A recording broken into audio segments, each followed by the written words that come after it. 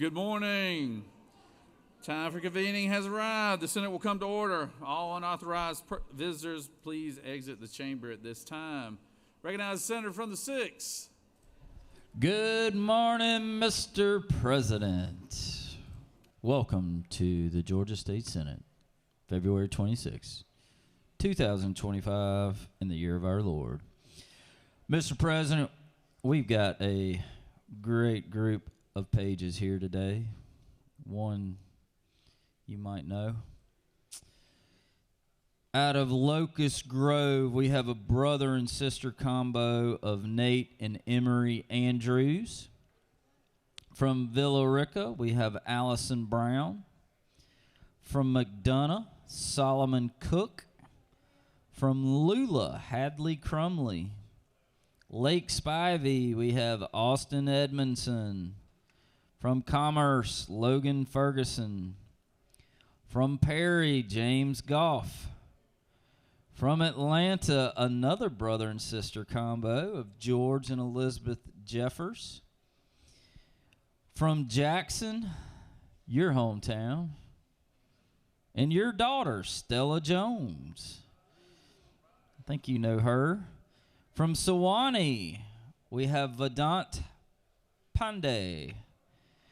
From Americus, Jace Peterson. From Mapleton, Madeline Finizzi.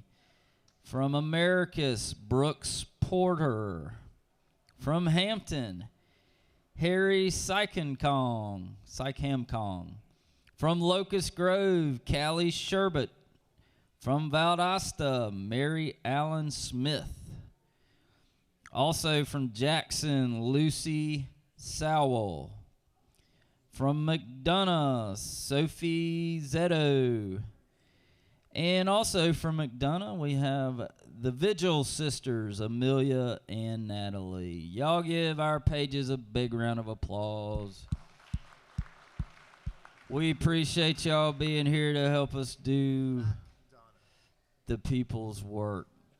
I'm told it's McDonough, but that's not if you're that's if you're a country lawyer. But for the real country folks, it's McDonough. Mr. President, the journal has been read and found to be correct. All right, Senator. Greatly appreciate it, and thank all the pages that are here today.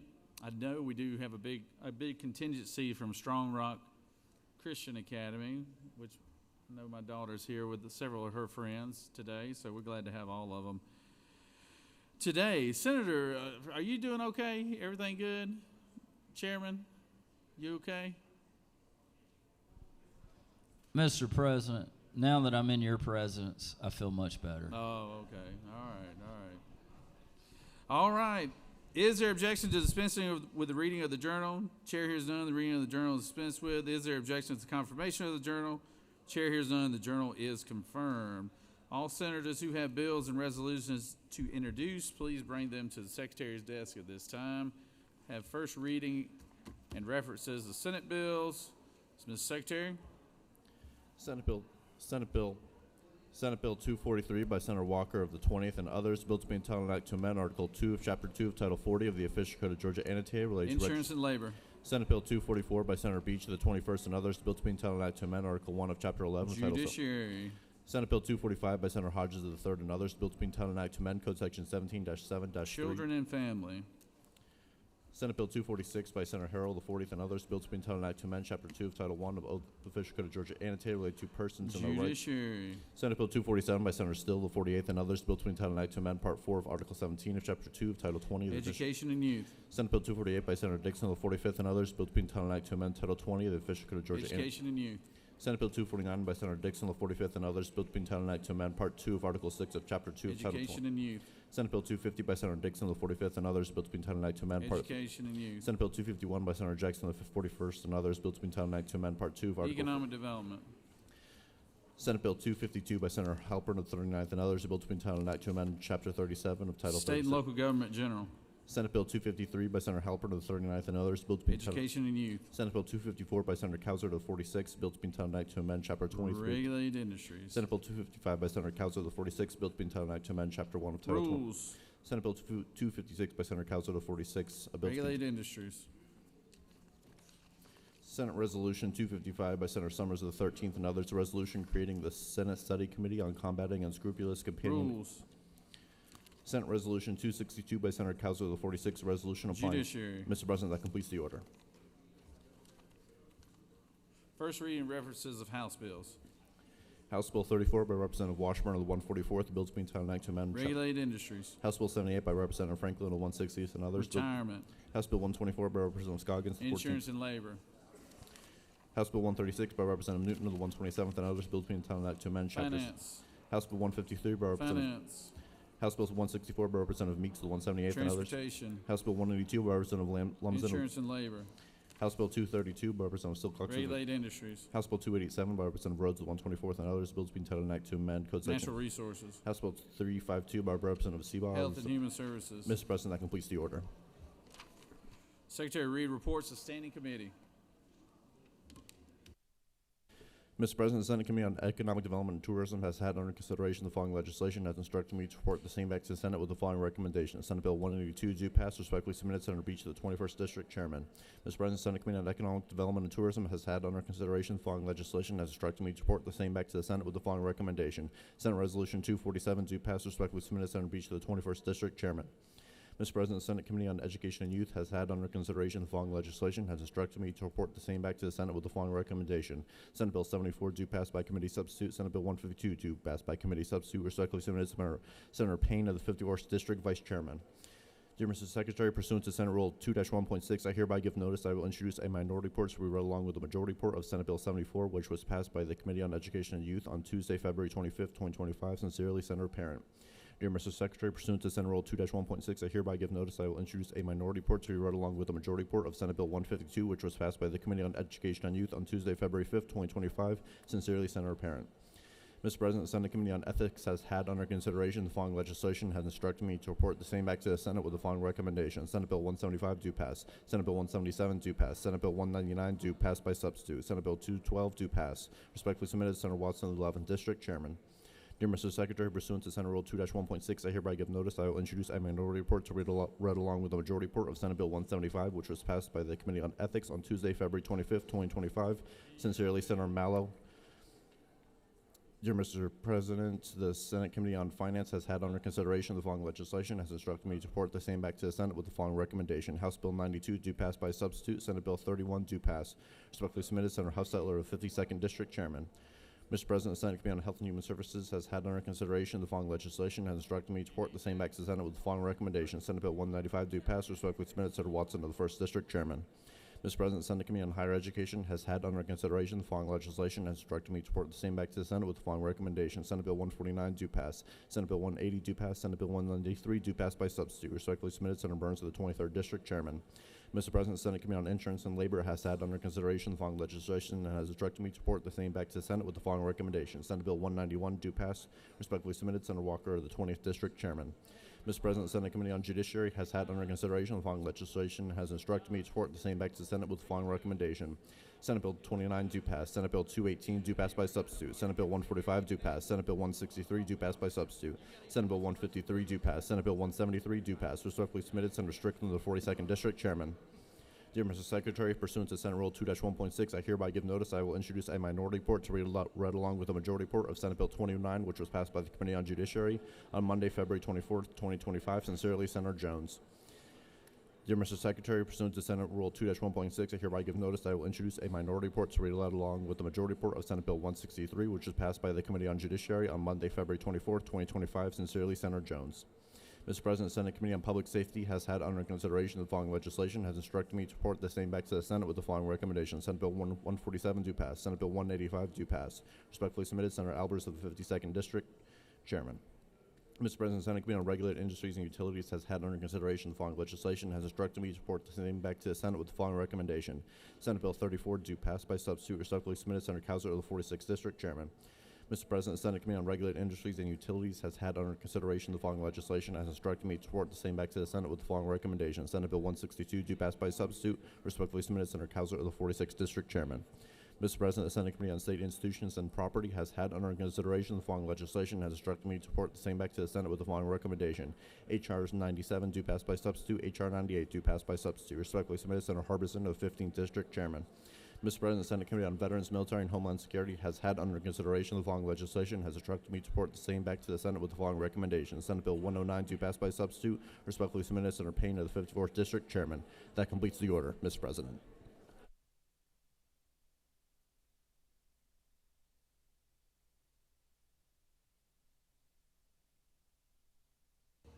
Secretary, read resolutions for the second time. Senate Bill 146 by Senator Williams of the 25th and others, Health, Local Government, and Property Regulations and Protections of Cemeteries and Burial Grounds provide. Mr. President, that completes the order.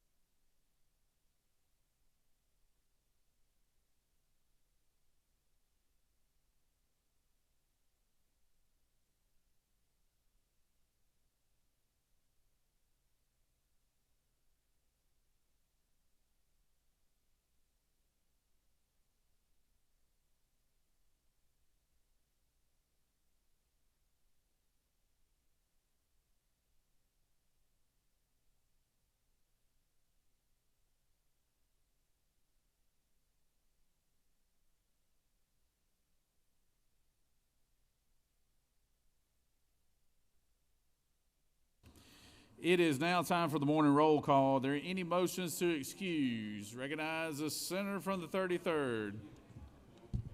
Thank you, Mr. President, and good morning, y'all. I ask for unanimous consent to excuse the senators from the 15th and 10th for business inside the Capitol. Without objection, the senators from the 15th and the 10th are excused. Recognize the senator from the 25th. Thank you, Mr. President. I want to request that the senator from the 23rd and the 24th be excused for business inside the Capitol.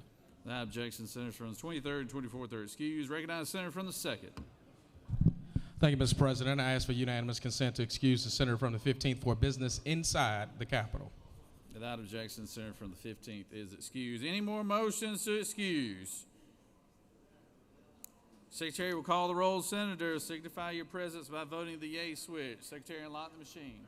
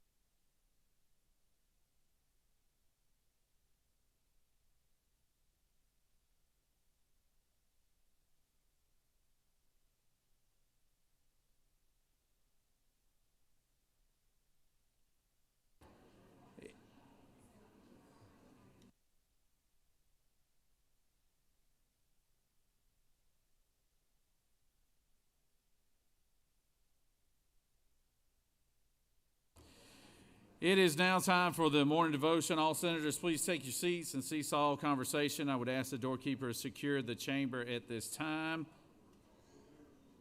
I now recognize the senator from the 48th to lead us in our pledge and introduce our chaplain of the day. Senator? Please join me in the pledge.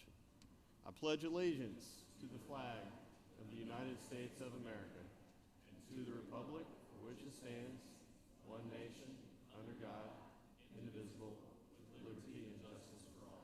And now the Georgia flag. I pledge allegiance to the Georgia flag and the principles for which it stands, wisdom, justice, moderation, and courage.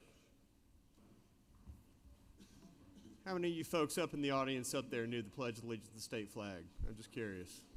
Hands? Yeah, about 2 of you. Hey, y'all, today we have my good friend, Pastor Brian Crisp. He is not from my district. He is from the senator of the 52nd district, but he happens to be my friend, and so I invited him to come join us and share a good word. Pastor Crisp is the pastor of Lime Branch Baptist Church. In his spare time, he grows nursery plants, Scottish Highland cows, and Arabian horses. So he has a much more interesting life, I think, than most of us. And his amazing wife, Jennifer, is here as well. She's a pharmacist, has family that worked at NASA, so smarter than all of us here in the room, but somehow she found herself married to a Baptist preacher. Please welcome my good friend, Pastor Brian Crisp.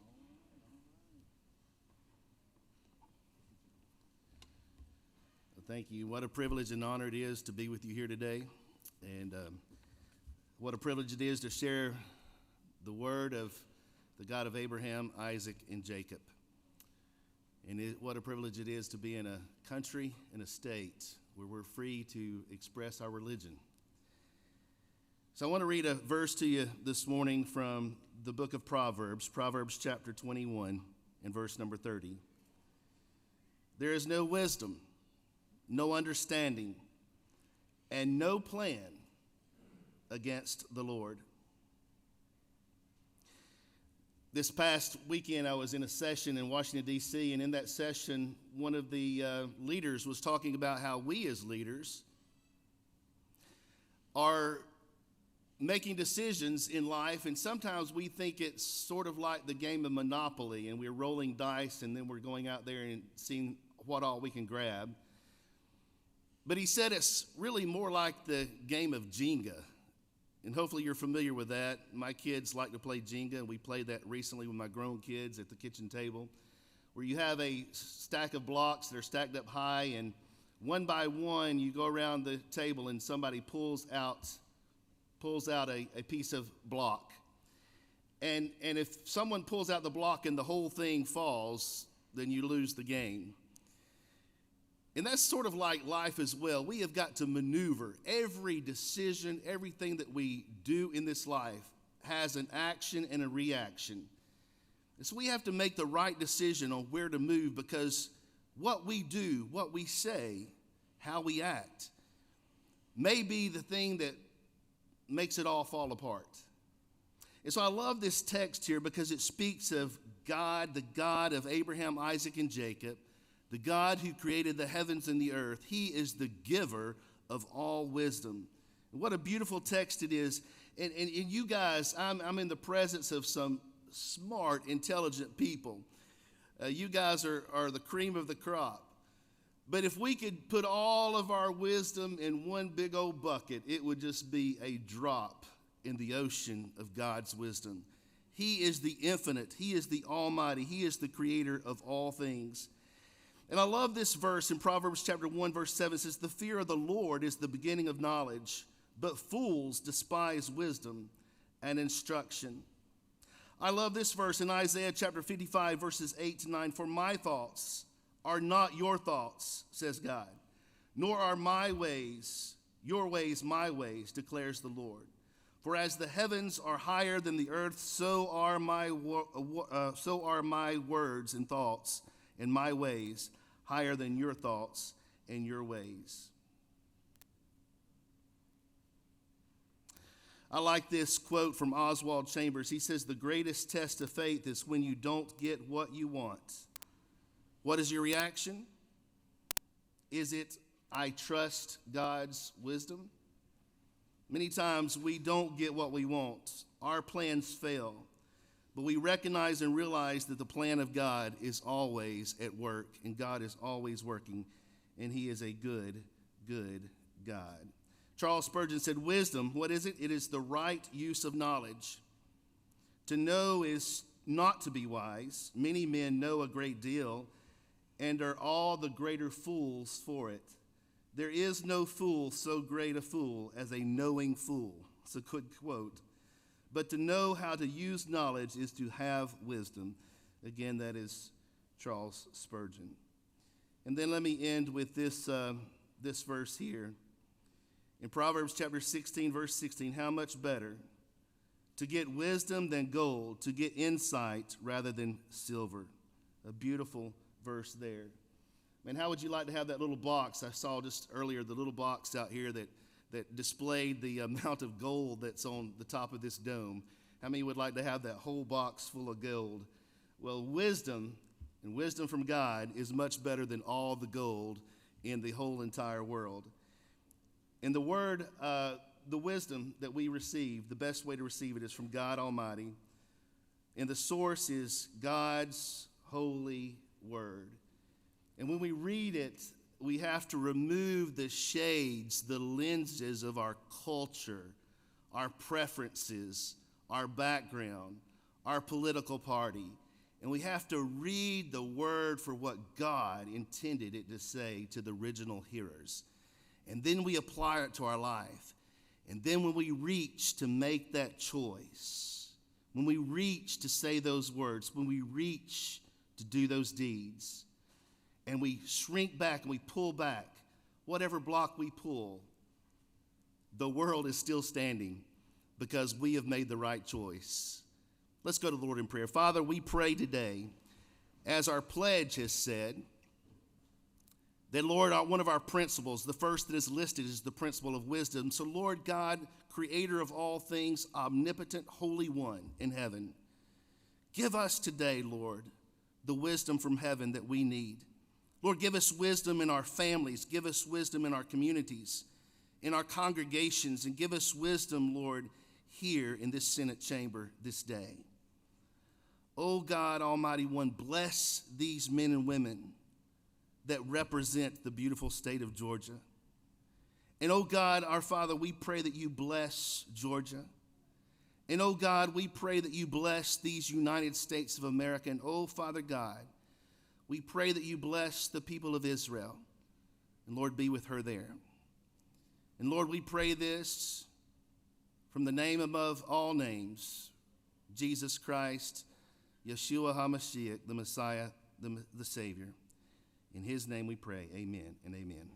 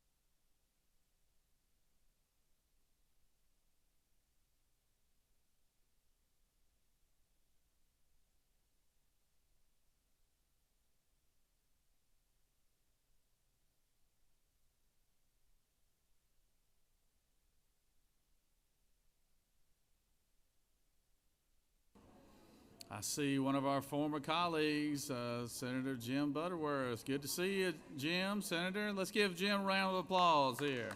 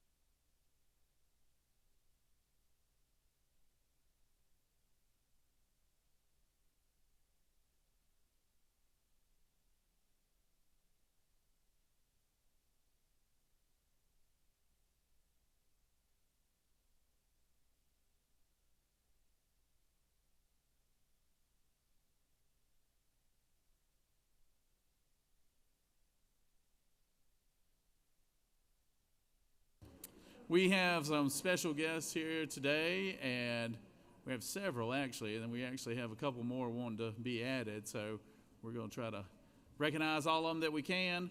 And Secretary, read the caption. Senate Resolution 249 by Senator Halpern of the 39th and others, a resolution commending the Georgia Minority Supplier Development Council upon its 50th anniversary and for other purposes. Whereas founded in 1975 as the Atlanta Regional Minority Purchasing Council by 6 visionary Georgia corporations, AT&T, the Coca-Cola Company, Cox Communications, Delta Airlines, Georgia Power, and Westrock, the GMSDC has since expanded into a leading organization dedicated to strengthening supplier diversity and business development across the state. Whereas the GMSDC community consists of more than 400 Georgia corporations and government entities that conduct business with more than 1,400 small and minority business suppliers within the council's ecosystem. And whereas the GMSDC spearheads the state's annual Minority Business Opportunity Week each September, celebrating the achievements of Georgia's minority-owned businesses.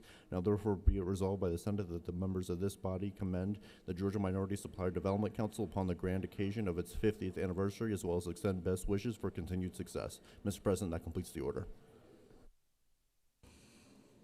Is there objection to the adoption of the resolution? Chair hears none. The resolution is adopted. Recognize the senator from the 39th to speak to the resolution. Good morning. Thank you, Mr. President. Good morning, colleagues. Well, I am thrilled to be joined this morning by Stacy Key, the CEO of GSDMC, Cindy Gould from Cox Enterprises, Valerie Nesbitt from Norfolk Southern, Keith Ambersley from EY, and Tracy Grace from IBEX.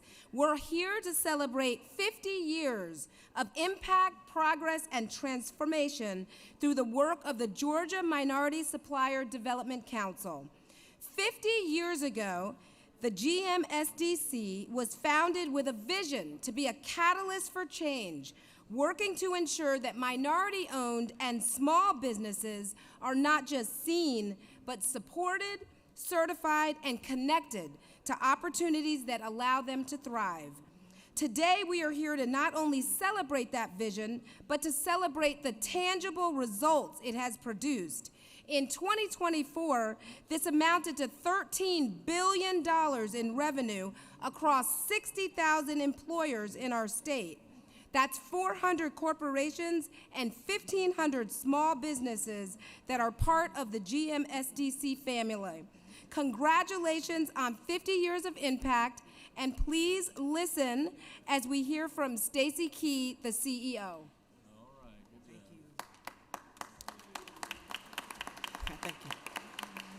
Thank you, Senator Halpern, and thank you for your leadership and support of the small business community. I will tell you it's an honor to be here today, being recognized by the Senate and the House, by leaders from the #1 state for doing business for 11 years in a row, okay? So thank you for your leadership, and thank you for all the support that all of you do in supporting the small businesses.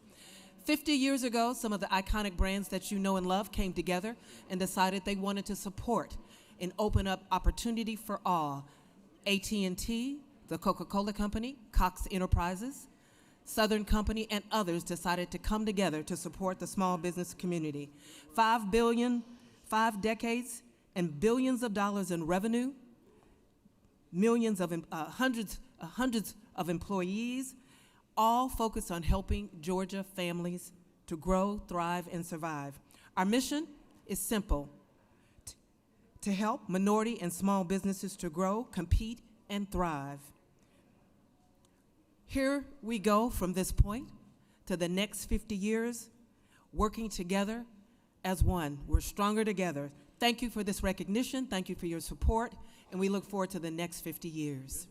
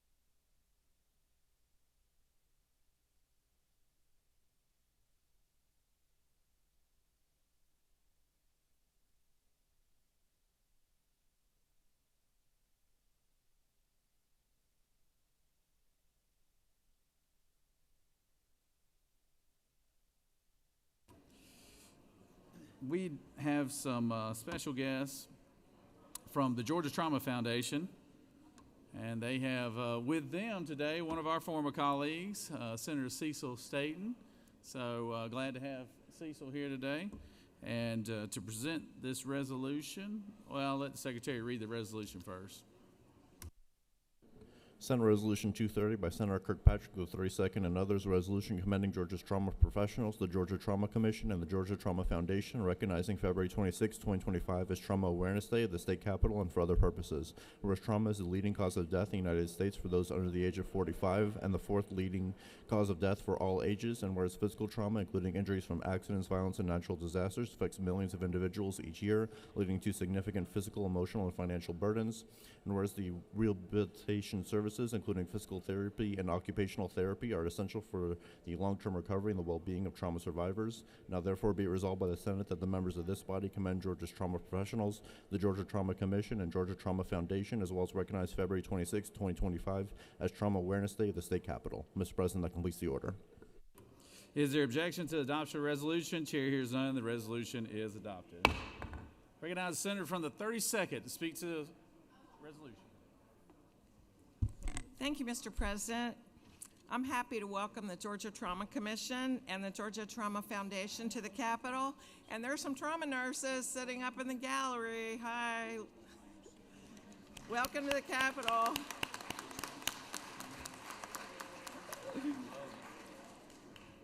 As an orthopedic surgeon for most of my life, I spent many nights and days fixing broken people. And as the wife of an emergency doc, I got a double dose of the consequences of trauma, which is one of Georgia's leading causes of death. Our state is making progress due to teamwork with the General Assembly, the Trauma Commission, which is housed in the Department of Public Health. Let me introduce our guests. We've got Cheryl Ward, raise your hand. We've got Rustin Smith, where's Rustin? There he is. And we've got Dr. Dennis Ashley. And we've got our former state senator, Cecil Staton, who started Georgia's attention to trauma with his Senate bill years ago. And I'm going to introduce him to make a few remarks. Welcome, Dr. Staton. All right.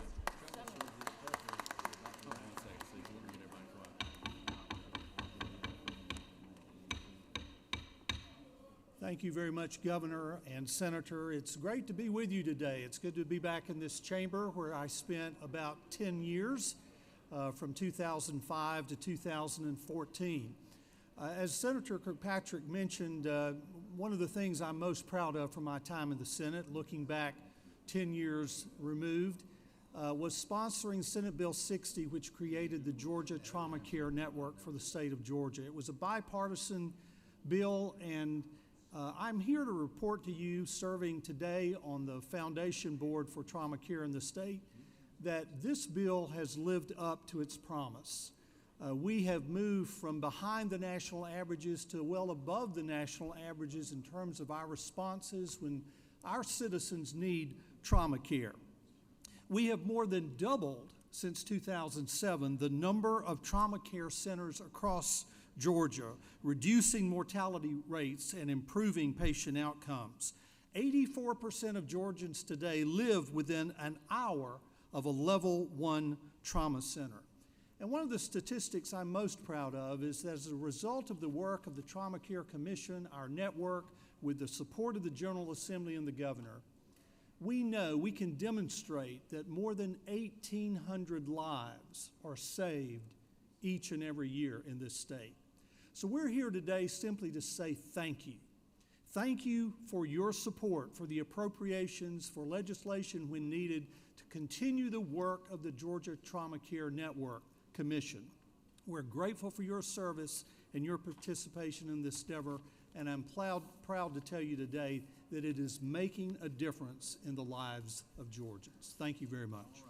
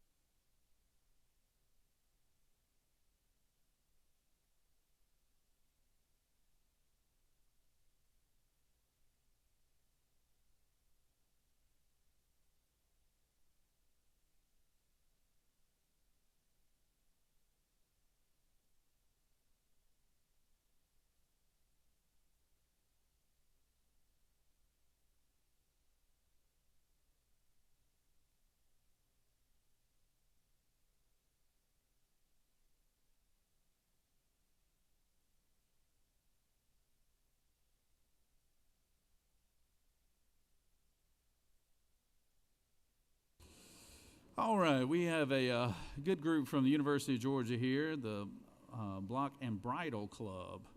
Secretary, read the resolution, please.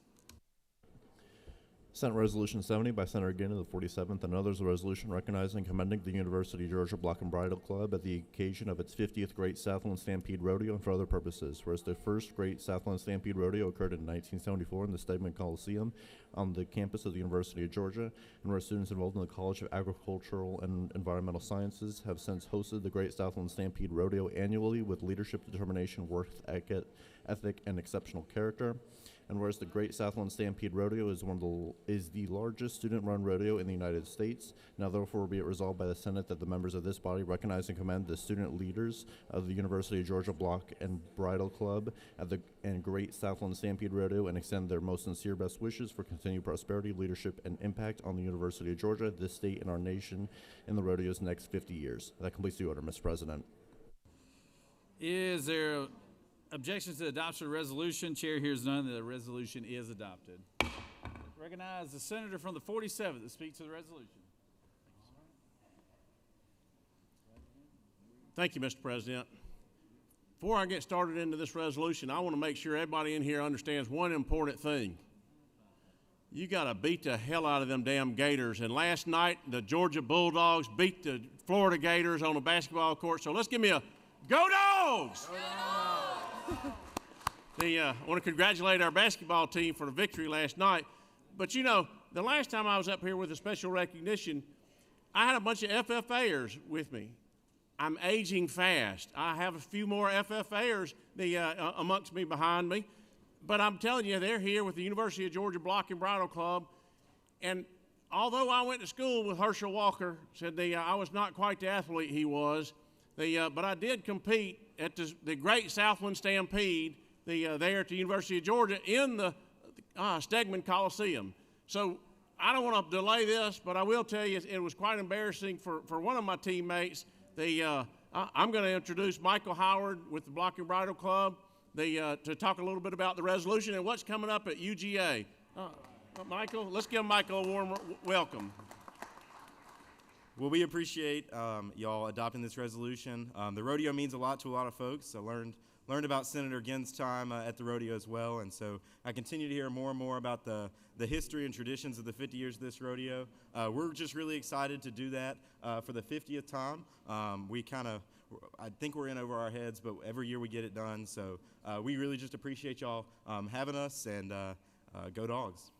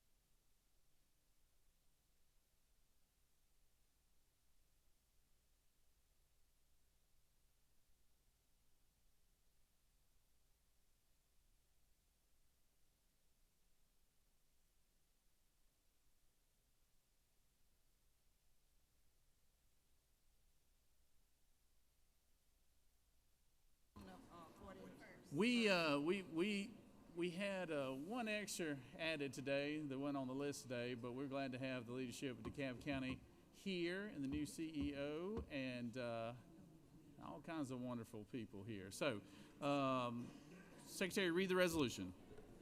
Senate Resolution 250 by Senator Jones of the 10th and others, a resolution recognizing February 26, 2025 as DeKalb Day at the State Capitol and for other purposes. Whereas established on December 9th, 1822 as Georgia's 56th county, DeKalb County has a legacy of progress, economic development, and civic leadership, making it a cornerstone of Georgia's cultural and economic landscape. And whereas DeKalb County is home to world-class educational institutions, and whereas DeKalb County serves as a global hub for healthcare and scientific research, and whereas DeKalb County is one of Georgia's most diverse communities representing over 100 nationalities and more than 140 spoken languages, and therefore be resolved by the Senate that the members of this body recognize February 26, 2025 as DeKalb Day at the State Capitol, celebrating the county's rich history, residents, dynamic diversity, and ongoing commitment to innovation, economic development, and excellence in governance. Mr. President, that completes the order.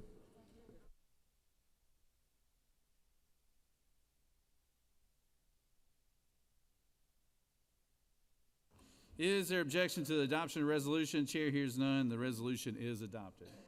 Recognize the senator from the 41st to speak to the resolution. Thank you, Mr. President. It's my great honor and privilege to be here to celebrate DeKalb Day. DeKalb is the greatest of the 159 counties, if I might say so myself. DeKalb is celebrating 200 years of incorporation in the great state of Georgia, and it's my great honor and privilege to introduce to you all for the first time in our chamber the newest CEO of DeKalb County, our first African-American woman to ever serve in this position, CEO Lorraine Cochran Johnson. Good morning, everyone, and let me begin by saying thank you to our Lieutenant Governor as well as our Senator Jackson this morning. It is indeed an honor to stand here before you on behalf of DeKalb County as the CEO. I'm deeply honored because truly it requires a collaboration in order to be successful, and my presence here today is a testament of that collaboration between DeKalb County and the state of Georgia. As legislators and elected officials, we all hold a fiduciary responsibility to those whom we serve. There is no higher calling nor duty than to be responsible for and to have the care of the citizens, and to that DeKalb County is committed.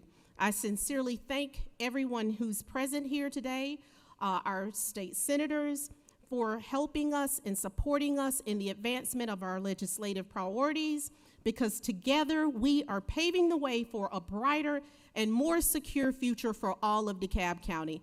Thank you so much for the proclamation that you've issued.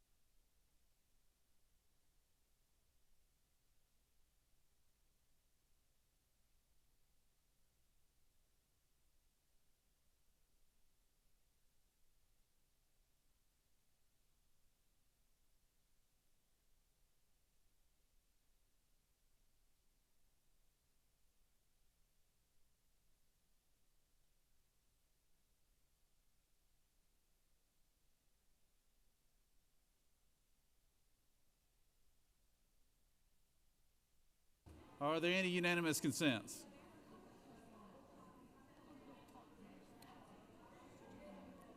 Oh, you know what?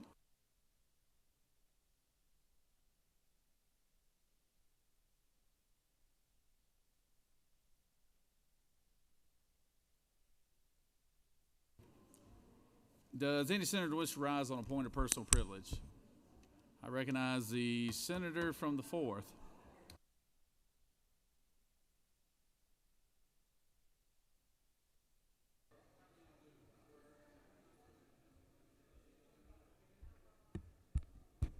Thank you, Mr. President. We had a great day at the Capitol yesterday. Even though we were not in session, the great day was because it was Georgia Reed's Day at the Capitol. And we had, those of you that were able to attend, we had just hundreds of young children there that are really exceeding in reading, and we recognized the 2025 Georgia Reed's Bowl champions. And these champions were K-3 Conference, Shyrock's Busy Bees, Waynesboro, Georgia. 4 to 5 Elementary Conference, Rainier Elementary School, Kingsland, Georgia. Middle School Conference, Indians, Albany Middle School, Albany, Georgia. And High School Conference, Chattahoochee County High School, Casuta, Georgia. I probably mispronounced that, I'm sorry.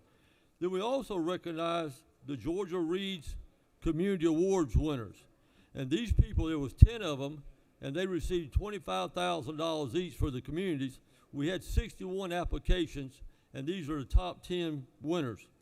And they are recognized yesterday. Believe Greater Dalton, $25,000. Ben Hill School District, $25,000. Black Child Development Institute of Atlanta, $25,000. Charlton County Board of Education, $25,000. Cobb Collaborative, Inc., $25,000. Dooley County Schools, $25,000. Lamar County School System, $25,000. Marietta City Schools, $25,000. Resource and Purpose-Built Schools of Atlanta, $25,000. And Rise Augusta. These are the schools these are the systems that are exceeding about recognizing literacy in their communities. Thank you, Mr. President. I yield the will.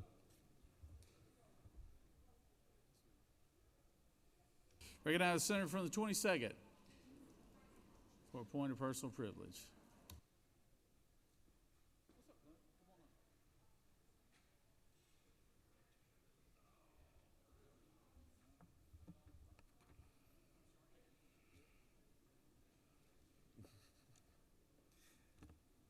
Thank you, Mr. President. It is Augusta University Day here at the Capitol, also Augusta Day, and we're proud to be the home, as you know, of the Medical College of Georgia, the 4th largest medical school in the nation, the Dental College of Georgia, the only dental school in Georgia, and the Georgia Cyber Center. Also, we're home to the state-of-the-art research that can do, in conjunction with their partner, Wellstar MCG, help recruit and retain the best and brightest to our state. We have incredible students, staff, foundational trustees in the gallery today, and members. You also got your hat again, as always, great master's hat. But please welcome the person from Augusta University and all the trustees. Please, thank you.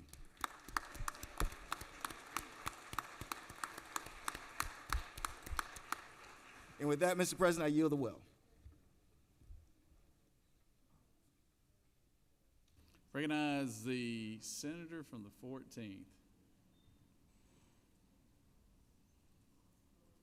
I always look forward to your points of personal privilege, Senator.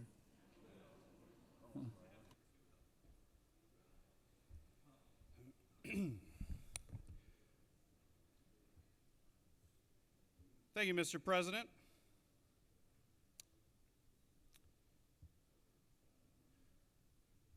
I'm the senator from the 14th, and this is Trump Morning News. Trump Morning News, your #1 leader in Trump News Entertainment, keeping you apprised of the health of your democracy. Today in Trump Morning News, international affairs. We've got several headlines about President Trump's efforts to do something to the world order and somehow reconfigure the U.S.'s relationship to every other country. Just this week, the United States voted with Russia and North Korea against a European-sponsored resolution that would condemn the Russian invasion of Ukraine. This comes after the United States restarted talks with Putin in Russia to carve up parts of Ukraine and come to a peace deal without Ukraine at the table. President Trump referred to President Zelensky of Ukraine as a dictator and essentially realigned decades of foreign policy in which the United States sided with democracies and prospective NATO members over Russia. Susan Collins, a senator from Maine, blasted the American opposition to the UN resolution condemning Russian aggression, calling it shameful. Another senator, John Curtis from Utah, said he was deeply troubled by the vote, which puts us on the same side as Russia and North Korea. In other foreign affairs news, President Trump has initiated the program of a gold card for admission to the United States. For $5 million, any foreign national could potentially become a U.S. citizen or find a path to citizenship. When asked if Russian oligarchs would be eligible for this program, President Trump said he knew some of them, and they're fine people. I don't know if that's a direct quote, but that's paraphrased. On the other side of the gold card is Guantanamo Bay. So currently, when we are deporting migrants as the United States, we are sending people to Guantanamo Bay for week-long stays. The Washington Post reported that there were suicide attempts, the refusal of basic human rights and ability to access the bathroom, that sort of thing. And this is on the tail of flights deporting people back to countries like India, in which people were reportedly shackled while they were trying to use the bathroom on the plane. Here with critical commentary on this foreign affairs news, our special guest, the senator from the 14th. Senator from the 14th. So, you know, President Trump has made clear that he respects dictators and autocrats, Putin, others who seek to restrict basic civil liberties and human rights. But we should believe him, right? He puts his money where his mouth is. He is sending people to Guantanamo Bay, camps. He is objecting to the press pool's coverage that the White House Correspondents Association has typically selected. The pool reporter is now going to be selected by the Trump administration. And he's siding with Russia, not just in negotiations, but in UN resolution votes that Republican senators are calling shameful. So we can make no mistake that President Trump is siding with the autocrats and is sending the United States in a direction that is reversing decades of foreign policy and our world leadership as a pro-democracy voice. And that's all the time we have for Trump Morning News this morning. As always, we remind you, your state legislators, there's nothing you can do personally about this problem. And there's nothing the Republican Party could have done in the last 20 years to prevent any of this from happening. Thank you, Mr. President. I yield the well. Senator, I got distracted, so I didn't get to hear all that. So maybe you can come up here and brief me on it here in a second. Always appreciate you, though, Senator. We're going to break up points of personal privilege and introduce our doctor of the day that we missed a second ago. And to that, I will introduce our senator from the 1st, introduce our doctor of the day. Thank you, Mr. President. Here today we have Elizabeth Gray, who would be a great person to come visit in the clinic downstairs if needed. She was the founding campus dean of the Medical College of Georgia, Georgia Southern Partnership Campus in Savannah, and she's an associate professor, internal medicine like myself, and completed a residency at George Washington University in D.C. A long history of working in medical education, having served most recently as a founding director of clinical sciences in South Florida.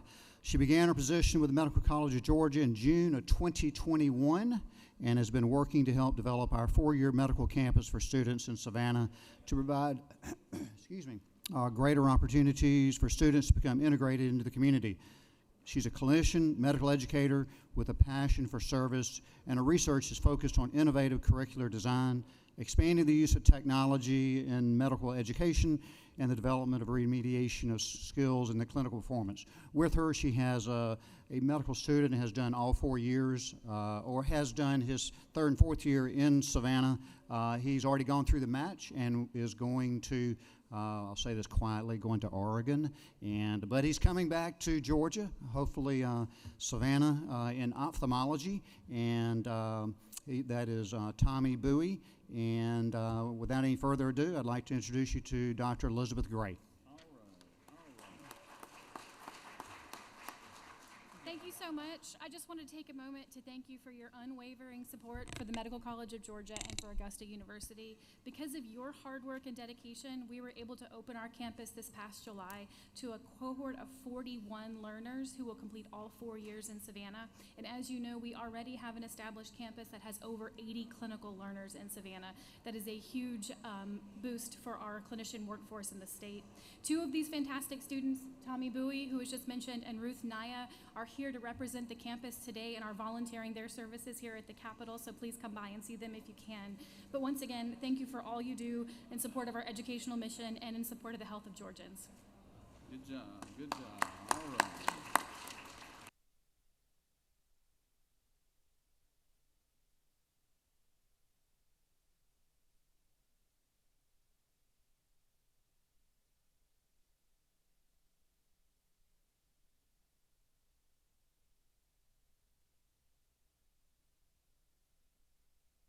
Recognize the senator from the 45th for appointed personal privilege.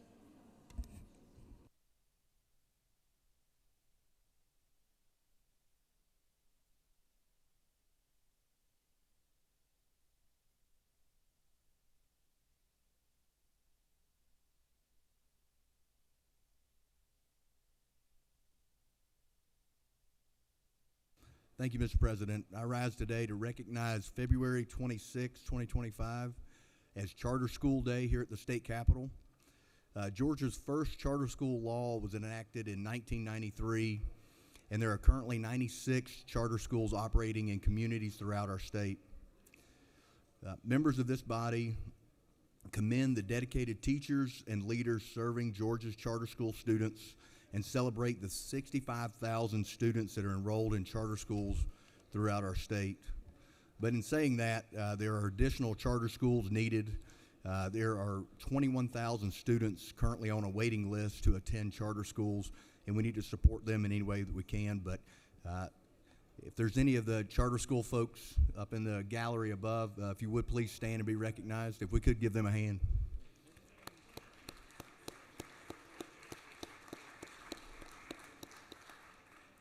Thank you, Mr. President. I yield well. Recognize the Dean of the Senate, Senator from the 15th. Thank you very much, Mr. President. Today, as part of a Black History Moment, I would like to recognize a remarkable man, Frederick McKinley Jones, a visionary, inventor, engineer, and entrepreneur whose groundbreaking contributions have shaped our nation. Frederick McKinley Jones was a groundbreaking inventor, engineer, and entrepreneur. He has a lasting impact on American society. He was born in Covington, Kentucky on May 17, 1893. Jones faced early hardships, including being orphaned at the age of 11. Despite only having a sixth grade education, his natural talent for mechanics and electronics drove him to secure over 60 patents throughout his lifetime. During World War I, Jones served as a sergeant, a rare achievement for an African-American soldier at the time, and used his technical skills to improve military operations. After the war, he continued to innovate, developing a portable X-ray machine, creating a movie ticket dispensing machine, and laying the foundation for modern refrigeration system. His most significant achievement was designing a mobile refrigeration system that happened in 1938. It revolutionized the transport of perishable goods and saved thousands of lives during World War II by enabling the transport of blood and medical supplies to our soldiers. Jones co-founded the U.S. Thermal Control Company, now known as Thermo King, which remains a leader in mobile refrigeration technology. His work continues to influence industries ranging from food transport to healthcare. Jones's legacy is a testament to resilience, innovation, and the ability to overcome adversity. His inventions not only advanced technology, but also saved lives, making him a hero whose contributions shaped the modern world. Thank you, Mr. President. I yield the well.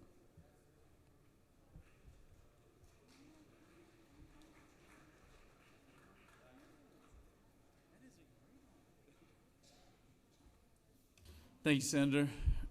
Recognize senators from the 17th for a point of personal privilege.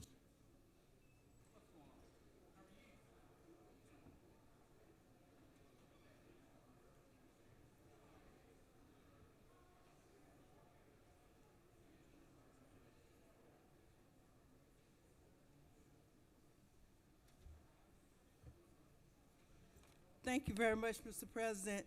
Colleagues, today I rise to welcome the Georgia Act Housing Day at the Capitol. So we are delighted to have them. Would you please stand, come out here where they can see you. We have with us today President and CEO Dr. Bambi Brown Hayes. Just stand right there and wave. Mrs. Archie Emerson and Ms. Leela Gill are all with the National Association of Real Estate Brokers, whose mission is democracy in housing, now focusing on affordable housing and wealth building and fair housing.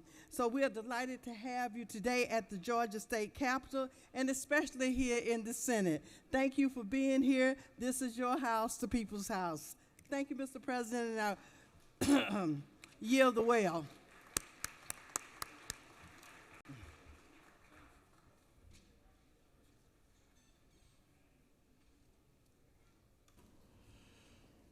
The man from Noonan, Georgia. We got a lot of people signed up for points of personal privilege today. So, Senator, brevity is always the best way. Mr. President, there are some things you just can't rush, and greatness is one of those. And I want to tell you about something great. Today is Self-Direction Day, the 4th annual Self-Direction Day. And many of you may ask, what is self-direction? Well, it's an optional model of home and community-based services delivery that enables individuals of all ages with all types of disabilities to maintain their independence at home in their local community. So we've got members from the association here and here to celebrate Self-Direction Day. There they are. Y'all give them a warm Senate welcome. We appreciate y'all being here. Want to say thank you to this body. We did a resolution for them to honor this great day, and we honor the great work that they do serving our citizens back home. Thank you, Mr. President. Thank you, Senator. Recognize Senator from the 39th for a point of personal privilege.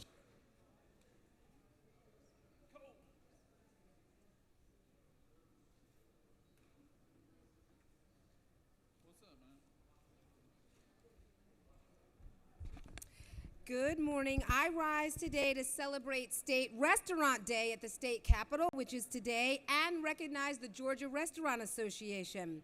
From the mom and pop eateries that have been serving communities for generations to the national restaurant brands that got their start right here in our state, the restaurant industry is comprised of over 23,000 food and drink establishments, providing more than 50,000 jobs statewide.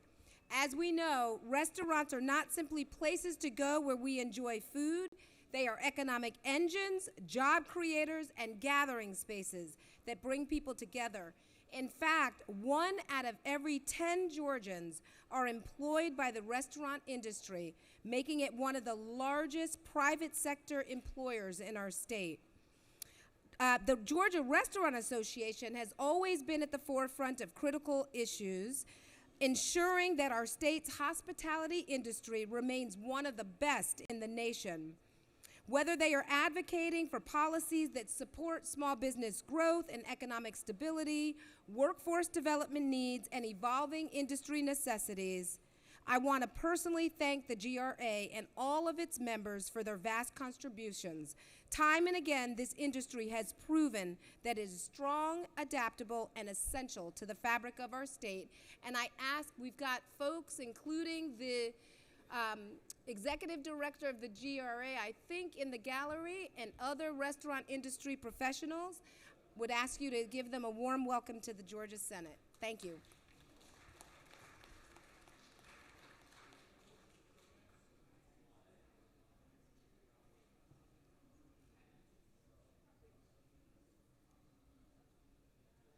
Recognize the senator from the 24th.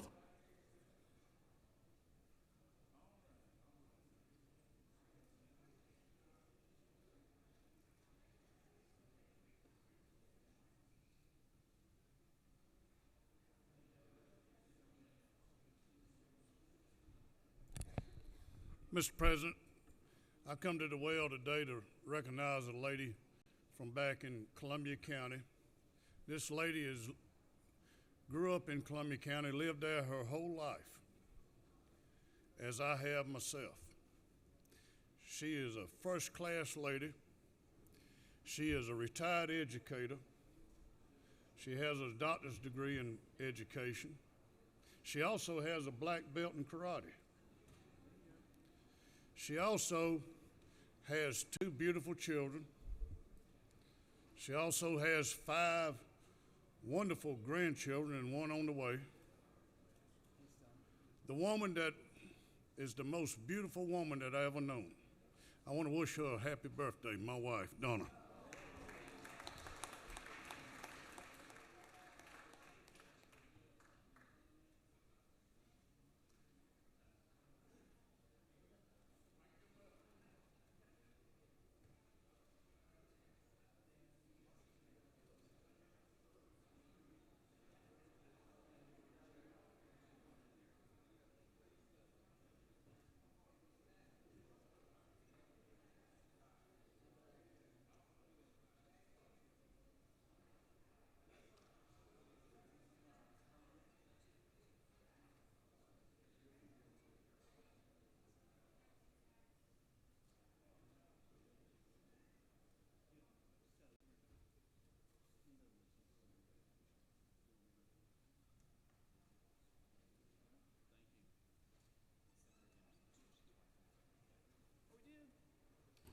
Senator, it's your wife's birthday today? She's the one that has a black belt in karate? I bet she's had to use that a lot around the house with you. Well, tell her we said happy birthday. Happy birthday. That's great. Recognize Senator from the 16th.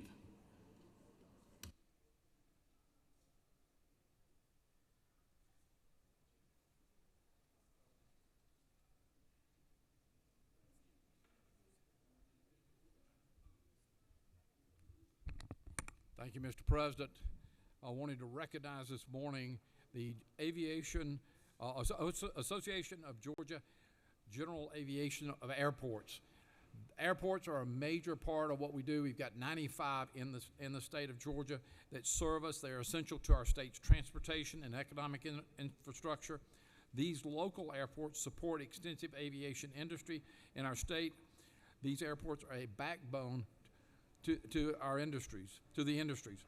Georgia General Aviation Airports have an economic impact of over $2 billion in the state of Georgia. Today in the gallery, we have the members and their boards with us. If you'll stand, recognizing them, we have Mario Evans, Amber McCall, and Nate Shatner, and Hope Macaluso. We thank you for all you do for us for keeping our airports going. With that, Mr. President, I leave. Recognize the senator from the 41st.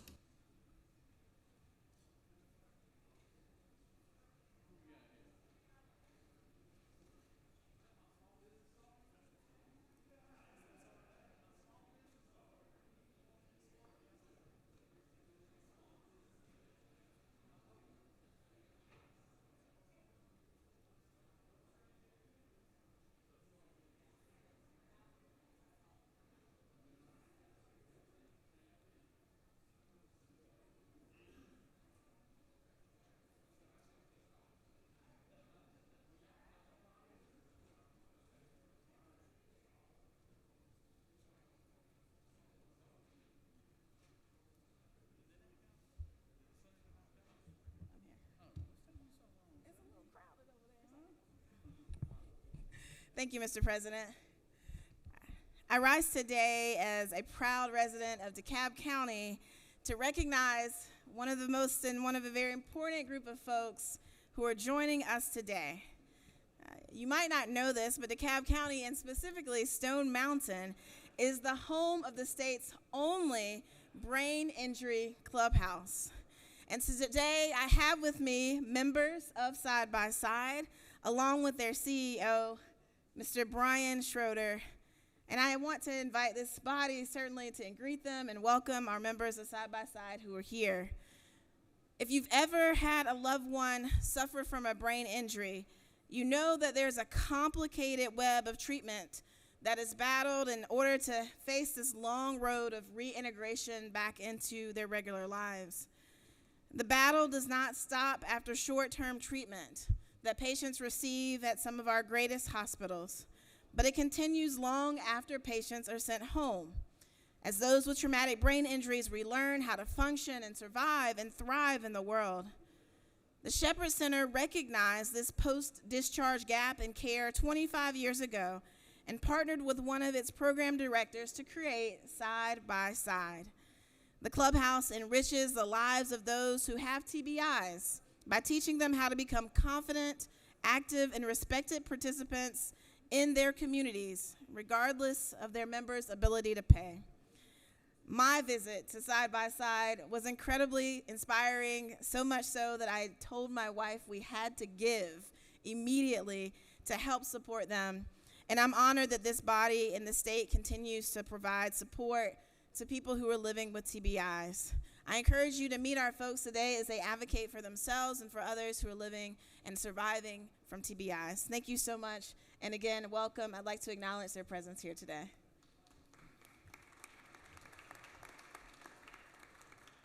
Thank you, Senator. Recognize the small town country lawyer from Henry County.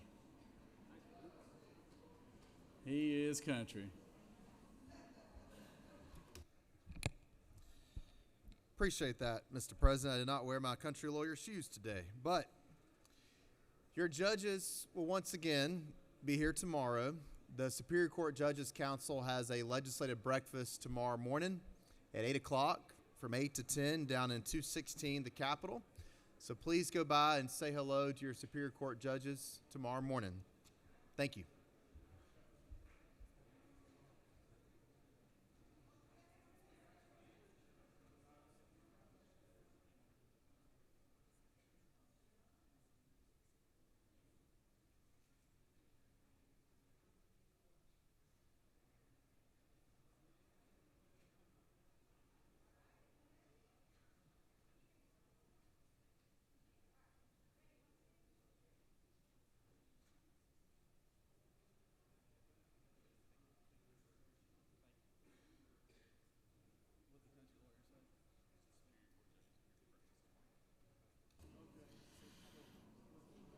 Recognize Senator from the 12th.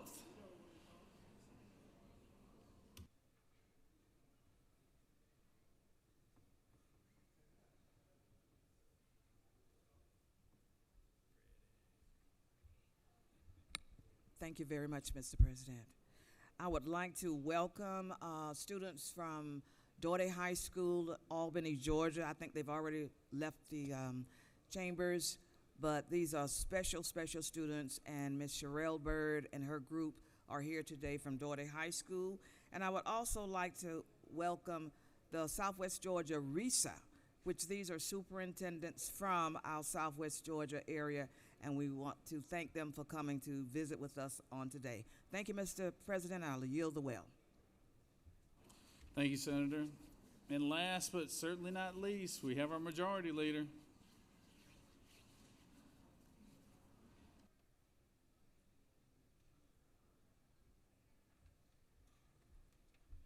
Good morning. Thank you, Mr. President. Senators, there's a lot of people in this building today, a lot of important things going on, and there's a lot of groups here trying to advocate for special people. And I want to recognize a group of folks that are in this building that are important to all of us, and that's the CASA Day at the Capitol. These court-appointed special advocates play a critical role in ensuring that our children who have experienced neglect or abuse have received the support, stability, and opportunities that they need to reach their full potential. CASA volunteers come from communities across our state, stepping up to provide a voice for children in the foster care system. And you know how important foster care is in this Senate because we passed really good pieces of legislation in the last 3 years here as well. Their involvement expands the resources available to juvenile courts and children and families in the foster care system. Our local CASAs provide consistency and continuity in an otherwise uncertain time for these children. A CASA advocate is often the one that's consistent with the adults and among many throughout the time a child is in and out of a home child care provider.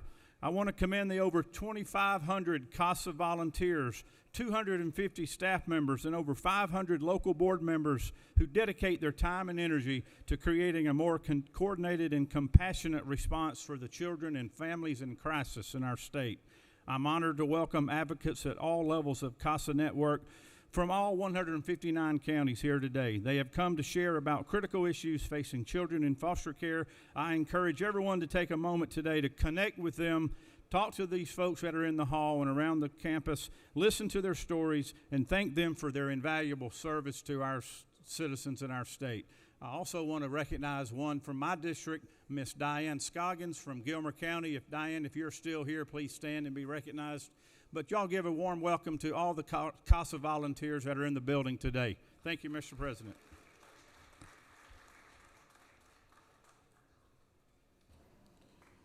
Does any other senator wish to rise on a point of personal privilege? I think just about everybody in the chamber already did that, but I wanted to ask one more time. All right, moving on. You have before you a consent calendar of privilege resolutions. Does any senator wish to remove a resolution from the consent calendar? Is there objection to the adoption of the resolution on the consent calendar? Chair hears none. The resolution on the consent calendar is adopted. All right, we have a special motion here. Recognize the senator from the 21st. Mr. President, I ask unanimous consent that SB 151 be withdrawn from SLOGO Local and recommitted to SLOGO General. Secretary, read the caption. Senate Bill 151 by Senator Beach, the 21st, and others, a bill to maintain an act to create the Joint Development Authority of North Fulton Municipalities, to provide a short title, to provide definitions, to provide for powers of the authority, to provide for directors of the authority, to provide a development area, to provide for revenue bonds and other obligations of the authority, to recite constitutional authority, to provide for effect on other authorities, to provide for related matters, to repeal conflicting laws, and for other purposes. That completes the order, Mr. President.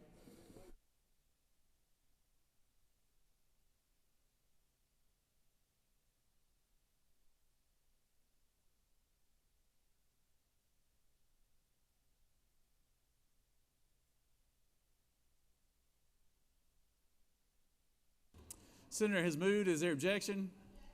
There is objection. Senator, would you like to speak to your motion? No? Okay. Senator, would you like to speak to your objection? No. All right. Well, we'll just vote on it then. All those in favor of the motion will vote yea. All opposed, nay. Secretary, unlock the machine.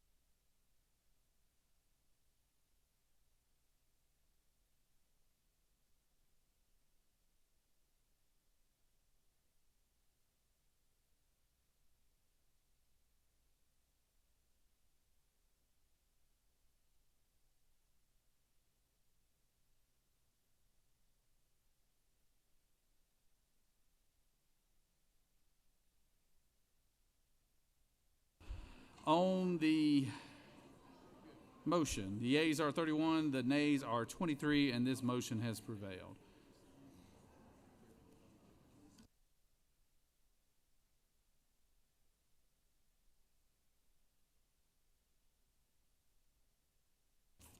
All right, on to the rules calendar. Starting with Senate Bill 40. Secretary, read the caption. Senate Bill 40 by Senator Hatch to the 50th and others, a bill to be entitled an act to amend Article 14 of Chapter 1 of Title 10 of the Official Code of Georgia annotated related to secondary metals recyclers so as to provide for applicability of the definition of the term used attached catalytic converters to said article, to remove the exception for used attached catalytic converters from the application of said article, to provide for certain registration requirements for secondary metals recyclers, to provide for the use of certain registration fees, to provide for records and reporting, to make conforming changes, to provide for related matters, to provide for an effective date and applicability, to repeal conflicting laws, and for other purposes. Mr. President, the Senate Committee on Judiciary recommends that this bill to pass by substitute. Respectfully submitted, Senator Strickland of the 42nd District, Chairman. Mr. President, the Senate Committee on Judiciary offers the following substitute to Senate Bill 40, a bill to be entitled an act to amend Article 14 of Chapter 1 of Title 10 of the Official Code of Georgia annotated related to secondary metals recyclers so as to provide for applicability of the definition of the term used attached catalytic converters to said article and for other purposes. That completes the order, Mr. President. Recognize the senator from the 50th.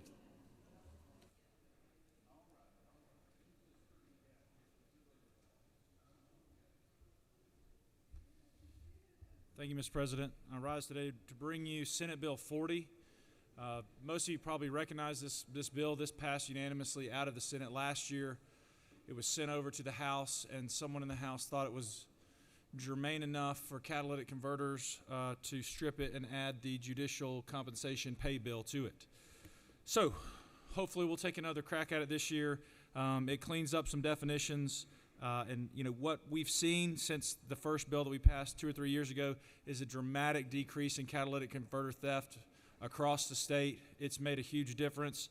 This piece of legislation is supported by the Sheriff's Association, the EMTs, Georgia Powers, AT&T, and probably all of your constituents. So I would be happy to yield to any questions. But if not, Mr. President, I'll yield the question, Senator. Recognize the senator from the 19th. Thank you, Mr. President. Senator Yields? I do. Senator, last year you said this bill was a little bit heavier. It had another bill attached to it.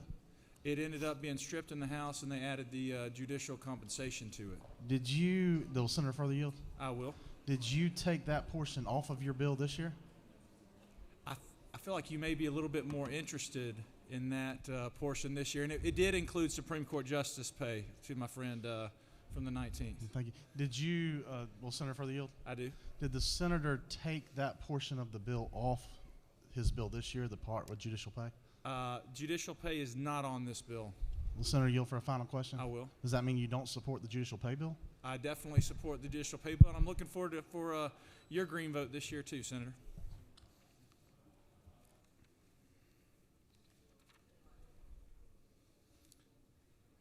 Senator, you really put the Cadillac converters and the judicial pay bill on the same bill, Senator?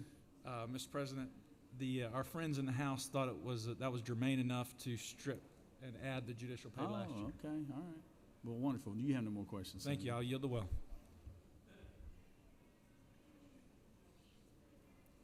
Cadillac converters and pay raises, I guess. Any other senator wish to speak for or against the measure? Chair hears none. Is there objection to the previous question being ordered? Chair hears none. The previous question is ordered. Questions on the adoption of the committee substitute. Is there objection to the adoption of the committee substitute? Hearing none, the committee substitute is adopted. Is there objection to agreeing to the report of committee which is favorable to the passage of the bill? Chair hears none. The report of committee is agreed to. Is there objection to the main question being ordered? Chair hears none. The main question is ordered by substitute. All those in favor of the bill vote yea. All opposed nay. Secretary, unlock the machine.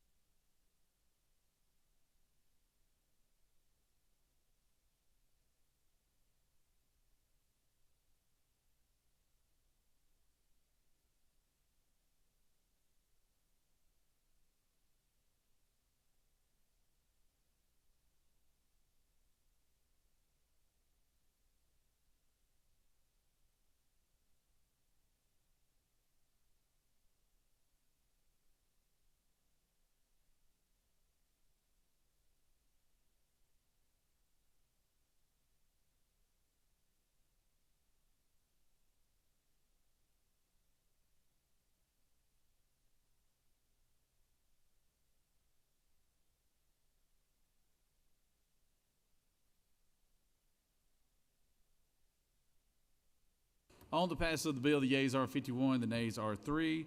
This bill having received the constitutional majority is therefore passed by substitute. Moving on to Senate Bill 130. Senate Bill 130 by Senator Hodges III and others, a bill to be entitled an act to amend Title 31 of the Official Code of Georgia Annotated related to health so as to expand medical education funding and the Service Cancelable Loan Program to revise definitions to provide for medical education funding to certain medical organizations facilities, to provide for a physician in certain residency or fellowship programs to be eligible for the Service Cancelable Loan Program, to provide for related matters, to repeal conflicting laws, and for other purposes. Mr. President, the Senate Committee on Health and Human Services recommends that this bill do pass. Respectfully submitted, Senator Watson, the 1st District Chairman. That completes the order, Mr. President.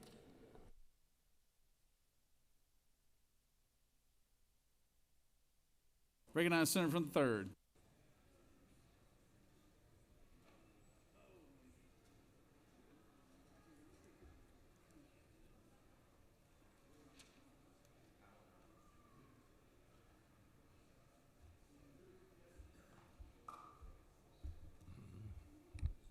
Thank you, Mr. President.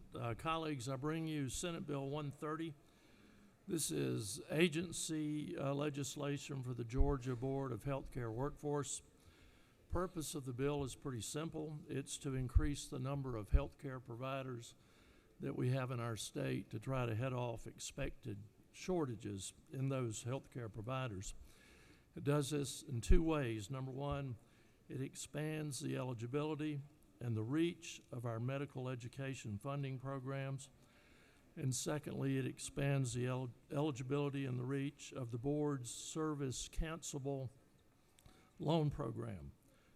Section 1 of the bill amends Title 31.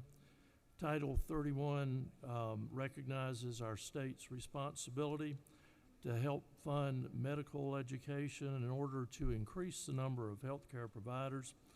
So it directs the Department of Community Health to pay up to $10,000 per annum for each resident receiving medical education in programs that are accredited or that are approved by the Accreditation Council for Graduate Medical Education.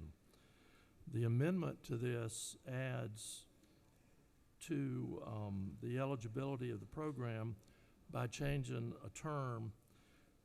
The term designated teaching hospitals will be changed to designated institutions. Change in terms will allow hospitals owned by authorities, teaching hospitals. It will add to that now federal qualified health centers or standalone clinics, as long as those medical facilities have a Center for Medicare and Medicaid number. They're participating in Medicare and Georgia Medicaid, and they have a contract with the state to educate residents or fellowships or fellows. I will note that this program is handled by the Georgia Healthcare Workforce Board. If appropriated dollars don't cover, then the funding is reduced pro rata to all the institutions that are participating until money is added. Section 2 of this bill also amends Title 31 by adding final year residents and fellowship physicians to the list of providers eligible to participate in a board loan program. Currently, we have physicians, dentists, PAs, advanced practice RNs who have completed their medical education eligible, but this will add those final year residents and fellows so that they can participate in these programs if they will agree to serve in underserved areas in our state, and those areas are outlined by the board. Section 3 simply requires a resident or fellowship physician participant to be a citizen of the United States. Mr. President, I'll stop here if there are any questions.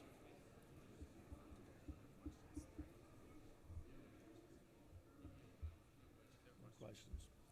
Thank you, Mr. President. I yield the will.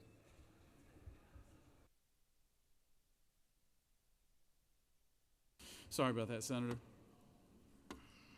Does any other person wish to speak, any other senator wish to speak for or against the measure? Chair hears none. Is there objection to the previous question being ordered? Chair hears none. The previous question is ordered. Is there objection to agreeing to the report of committee which is favorable to the passage of the bill? Chair hears none. The report of committee is agreed to. Is there objection to the main question being ordered? Chair hears none. The main question is ordered. Question on the passage of the bill. All those in favor of the bill vote yea. All opposed, nay. Secretary, unlock the machine.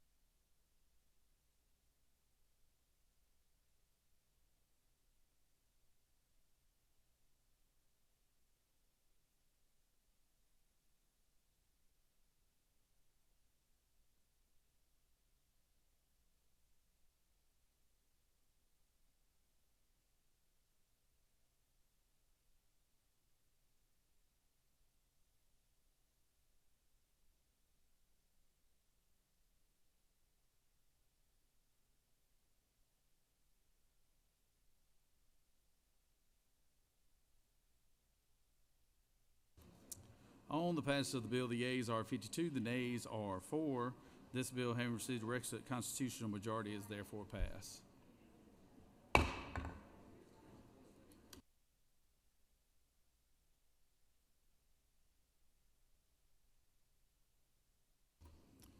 Moving on to House Bill 67. Secretary, read the caption. House Bill 67 by Representative Burns, the 159th, and others, a bill to be entitled an act to amend an act making and providing appropriations for the state fiscal year beginning July 1st, 2024 and ending June 30th, 2025, known as the General Appropriations Act, Act number 709, approved May 7th, 2024, known as to make, provide, and change certain appropriations for the operation of the state government and its departments, boards, bureaus, commissions, institutions, and other agencies, for the university system, common schools, counties, municipalities, and political subdivisions, for all other governmental entities, projects, and undertakings authorized by law, and for all leases, contracts, agreements, and grants authorized by law, to provide for the control and administration of funds, to provide an effective date, to repeal conflicting laws, and for other purposes. Mr. President, the Senate Committee on Appropriations recommends that this bill do pass by substitute. Respectfully submitted, Senator Tillery, Chairman. Mr. President, the Senate Committee on Appropriations recommends the following substitute to House Bill 67, a bill to be entitled an act to amend an act making and providing appropriations for the state fiscal year beginning July 1st, 2024 and ending June 30th, 2025, known as the General Appropriations Act, Act number 709, approved May 7th, 2024, so as to make, provide, and change certain appropriations for the operation of the state government and its departments, boards, bureaus, commissions, institutions, and other agencies, for the university system, common schools, counties, municipalities, and political subdivisions, for all other governmental activities, and for other purposes. That completes the order, Mr. President. Recognize the distinguished appropriations chair. Speak to the budget.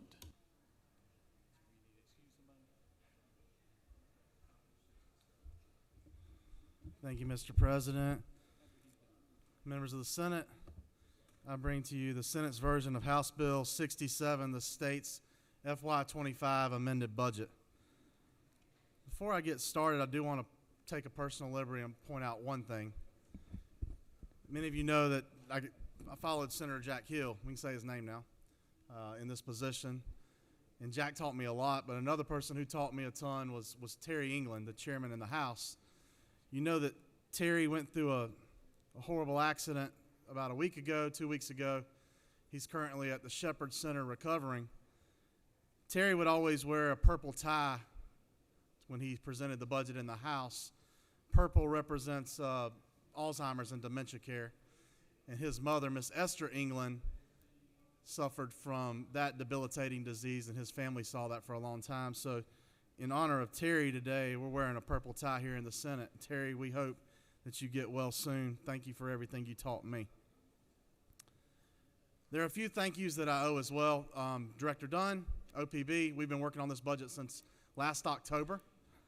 In the House, Chairman Hatchett and his staff have worked tirelessly, the House Budget Office, since about that time as well. And then, of course, on the Senate side, this budget does not get done alone.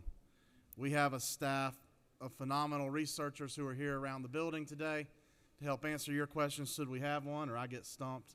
And you know those people: Brent Churchwell, Austin Trott, Courtney, Lindsay, Allison, Emily, Caroline, Jennifer, and Caitlin. If you don't mind giving them a round of applause for their help to get through here today.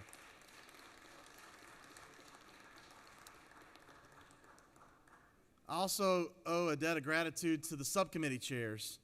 Their jobs are not perfunctory. We try to work through the budget to work out the problems in subcommittee before they get to the full floor. And I appreciate all the help you brought in a way that I'm going to talk about later on. It was more difficult this year. Usually we get to have a week of subcommittee hearings, or full hearings, with the House. That didn't happen this year for reasons we're going to talk about later on. So your job was even tougher. And thank you so much for the effort you put into creating this amended budget and what you're already putting in to work on the FY26. When we sat around the Senate Budget Office and talked about a way to describe 2024, the only word we could come up with was cantankerous. The weather in 2024 was definitely cantankerous. We had 2 hurricanes, 1 tornado, 3 instances of 10 inches or more of rain, 2 40-day droughts in between those 10 inches of rain days. And that created significant issues across our state. And folks have asked, like, why? Do you think it's climate change things? I think it's build out. I think it has a lot to do with that as well. But if you have a 40-day drought, then you have 10 inches of rain, you know that the soil is not staying in place. Our folks in southeast and southwest Georgia and then eastern Georgia experienced this most heavily. In fact, we had an entire day of our subcommittee budget, our joint committee budget hearings devoted solely to discussing the effects of storms, Hurricane Helene, on South and East Georgia. Ironically, that day was canceled because of another storm. 4 inches of ice and snow that covered central and southern Georgia, something that I don't think anybody had on their bingo card for 2025. The Senate's budget addresses storm victims in a way that supports the House and adds to it. Our budget also addresses infrastructure needs across our state, those infrastructure needs being in traffic, water, and it also addresses the human element that we expect government to serve. It doesn't stop there. It continues to roll back taxes for our citizens with tax refunds and sets us on a course to continue to reduce the state income tax into the future. We also address needs with bonds. In the past, we've had bond debt. You'll see our Senate budget take a step to address that bond debt faster, to continue the solid footing that this body and our friends across the hall have placed our state on. In the Senate, if you start looking at the governor's budget related to storm, you have about $614 million. I think that's the number that's been reported in the press, that the governor placed in his budget to address storm damage.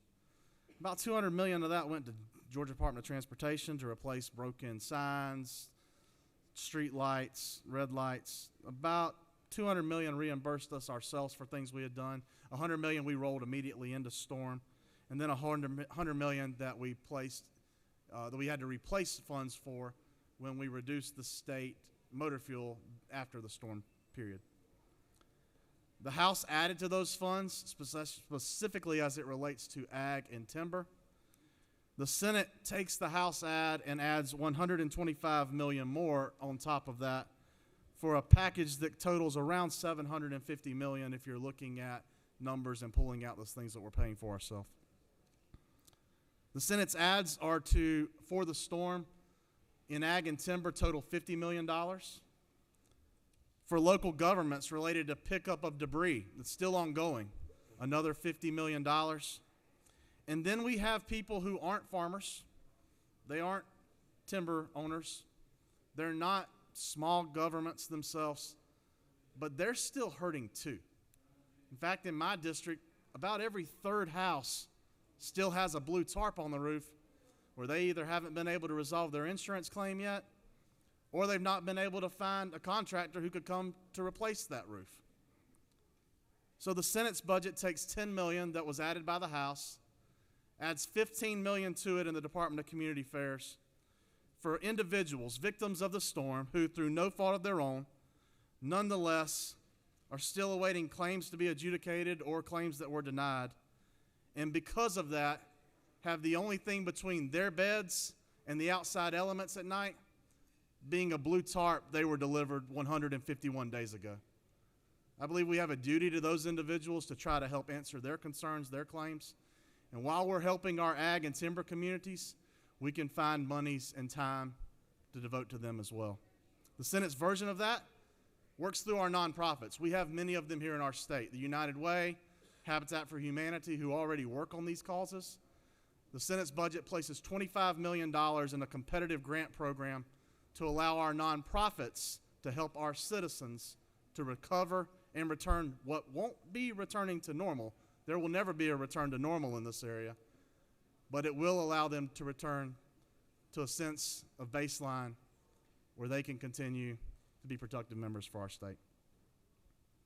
You can't add $125 million for storm without cutting something. So what did we cut? Well, we started with our own budget. You'll see the Senate takes money out of its budget, a little over $200,000 to start that trend. And then we go through and comb hiring dates, start dates, positions that were added in other agencies, projects that are yet to be funded, and we move some projects that we have funded already and said, hey, those are important to us still, but we've got to deal with the problem that's right nearest to us, the one that's right in front of us first, and that was storm relief. We moved those funds to address storm damage while still honoring the commitments we'd made to agencies in the past. The Senate's budget is not full of only cuts, though. We did prioritize infrastructure, as I told you, water, roads, freight, rail. We also have significant additions in corrections and human services. Those are areas that we've heard from you were important. Those are areas that we know we're going to address.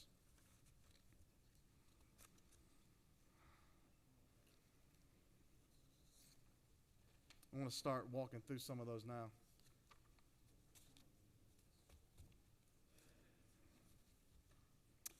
In the area of the courts, the Senate agreed with most of the House positions. Most of those were reductions. We agreed with starting the judicial pay raise if it started back into January, which created additional savings that we did roll towards storm relief.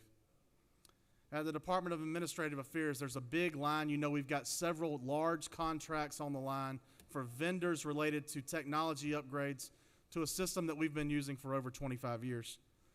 The House pulled $35 million out of that line item. The Senate agreed with that. We also then applied the interest that was held in that topic to the total payment cost, and we're able to create additional savings that we rolled into storm relief. At the Department of Agriculture, we did make some combs around their buildings and around positions, but we did agree that we've got a problem with chicken. We've got a problem related to the avian flu that our Commissioner Harper has addressed head on and swiftly. We supported the additions made for the vendor there, but we did point out that is a vendor contract, and in the future we probably need to include that cost in the contract rather than general funds. At the Department of Behavioral Health, there were certain funds, you know, we've talked about our opioid settlement funds in the past. We were able to clear up some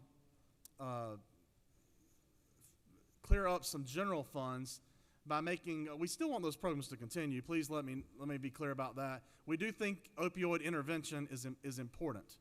And by making and moving those funds to instead be paid for by opioid settlement funds, it creates a cleanup of general funds that we're then also able to move into storm aid.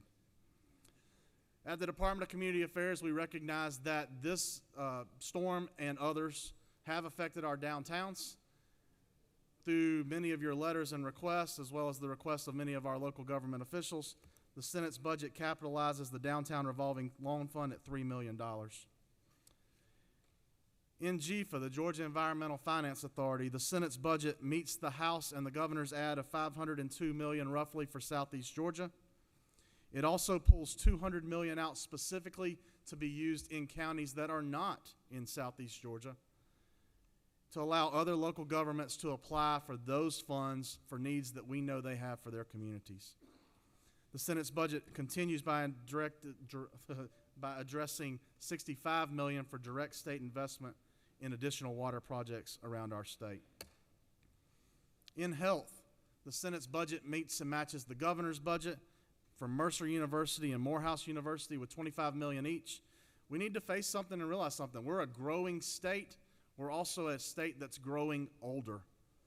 And while I'm not convinced yet we have a doctor shortage, we definitely have a doctor concentration problem. And by using our programs at Mercer and Morehouse to continue to create doctors for rural communities, I think we can help address this further. There was a study done, I think it might have been by Deloitte, that pointed this out. We want to answer and respond to that. The Senate's budget takes $3 million that was placed at PCOM. We can't fund everything. We cut that budget line item in half, applying $1.5 million to where PCOM was going to serve that at Colquitt Medical Center, creating additional savings that we did roll into Storm.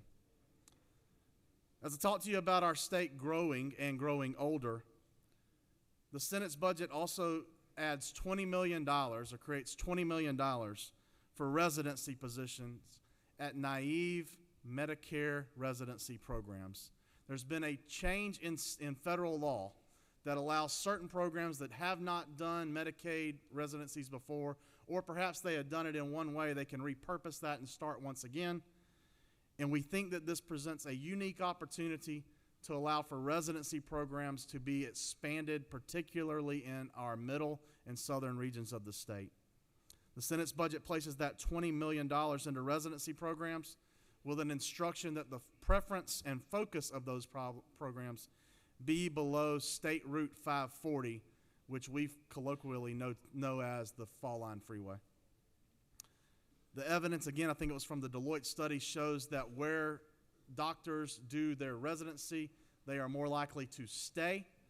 It may be a time for our state to begin focusing more on residency programs than undergraduate medical, because the retention for those focused on undergraduate medical is not nearly the same as the return on retention when we invest in our residency programs. At the Department of Corrections, the Senate budget challenges the Guidehouse report in several areas, mostly related to cost. And I can't take credit for all of that. The chairman, senator from the 56, went through and combed those items line by line to create additional savings for the Senate budget while also addressing the concerns. At the Department of Economic Development, our budget analysts were keen hawks and realized that there were certain contracts that had been paid for in the previous year. We pulled that savings out as well and voted it to Senate priorities. At the Department of Education, we did find some savings in contracts and personnel, some other savings in the cost for our testing program, and then savings related to travel. We agree with the House and governor, however, concerning school security safety grants at $50 million, which now would create for this year almost $70,000 in school safety grants per school. In the employee retirement system, many of you have gotten calls from previous state employees asking about cost of living adjustments, among other things. The Senate budget agrees with the House and the governor, sending $500 million, $500 million to shore up the employee retirement system fund. And in the governor's office, we moved $5.75 million to our Next Gen 911 Center. It's something that many of you have talked with me about offline. We know that Next Gen 911 is here. Our state's we're going to have some bills on moving that forward that I think are being carried by others. And the Senate's putting $5.75 million along with the House to move that progress forward. The governor's office also has another big ad. You'll see $82 million there. We didn't create all that $82 million. We created 50 of it. And we also pulled $32 million that the governor had already devoted to debris pickup for local governments. We added $50 million to it to make sure that our local communities have the funds necessary to remove debris from the side of roadways that's still being picked up even now as we speak related to Hurricane Helene. The Senate also included $5 million for relief for county facilities to comply with federal orders. That was something we talked about here in this chamber. I think it came from the senator, perhaps from the 9th. Department of Human Services, the out-of-home care budget by Senate numbers seemed to be low by about $44 million. Remember that that's monies we use to pay directly to foster parents, those who are housing children that for one reason or another, due to neglect or abuse, had to be removed from their home. The Senate's budget takes and uses some federal funds, Title IV funding, and about $38 million of state general funds to make sure that our foster parents have the funding they need to keep the roughly 12,000 children who are in state care in their homes. At the Department of Insurance, we were able to comb a little bit of savings out of the reinsurance funds and applied those to other Senate priorities. At the GBI and the Criminal Justice Coordinating Council, we continued our quest to stand up the facility in Macon, and we added $200,000 for sexual assault centers with more than one location. At the Department of Juvenile Justice, we combed through to align their expenditures with the budget and increase funds for retention for their officers at the same time. In the Department of Law, the Senate's budget funds a human trafficking facilities, or units rather, in Augusta and Macon. The reason we thought it was important to do so is that these two areas have over 80 suspected incidents of human trafficking in the past 18 months. At the Department of Natural Resources, we did add $1.5 million in outdoor rec for adaptive equipment and inclusive playground equipment for children with special needs. It's something that had been requested many times. It's a small add, and we do believe that that's going to be able to be paired with grant funding and multiplied further. At Department of Public Safety, we did comb through some of their hiring and some of their hire dates to find funds and align their spending with the budget, creating additional savings for the Senate priorities I've already mentioned. We also continued our history of funding the sheriff's training programs and added the police chief's training program to our funding list as well. At Regents, the Senate's budget funds the employer's share for cost increases. We also pulled funds to use those from underutilized programs and apply those other items to Senate priorities that I've already mentioned. At the Department of Revenue, the Senate agreed with the House and Governor to refund $250 per individual and $500 to married couple for those who've paid taxes, income taxes to our state. I think that's a really big deal, and give yourself a pat on the back if you want to, I guess, for that. But we have more there to do, and I think we will address that as we continue to move forward. It's a one-time move, but there's more there we can do. At Student Finance, the Senate combed unused scholarships and used the savings there to relate to our program ads that we saw in corrections and human services. And at TCSG, we did the same. Again, combing start dates, creating savings that we directed, in this instance, to the Department of Human Services out of home care deficit. At the Department of Transportation, you'll see quite a few ads there, again, in infrastructure related. We agreed with the House with their additions for airport aid. We had a slight increase of roughly $800,000 in aid for rails built around our communities, upgrading the rail so that we can potentially get more truck traffic off the roads, getting it onto rail, which is more efficient for all of us. The Senate also added about $15 million to the LARP program for a total of $265 million. Those funds go directly to local governments for your road projects and infrastructure. $500 million to the freight and infrastructure. I'm going to mess up the name of the program, but the freight and logistics. Sorry, I was calling it freight and infrastructure. You're right. Freight and logistics program. And $53 million to the GTIB program, the Georgia Transportation Investment Bank. That $53 million is there for your local communities to apply, competitively apply, for projects in their district, in their area, that can help relieve traffic, help move freight, help make the quality of your citizens' lives better by moving our people and freight more efficiently. In the Department of Veterans budget, Veterans Affairs, for many, many years, dating back to Chairman Hill, the Senate has prioritized the subacute unit in Milledgeville. It's a facility where our veterans can seek mental health needs they need. We have funded it. We have also agreed with the feds and used some federal funding there too.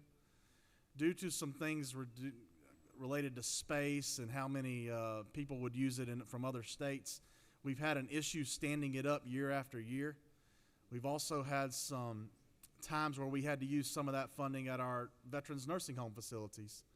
The Senate is committed to standing up this facility, and the Senate's budget includes $2 million additional dollars to make sure that subacute unit comes online this year.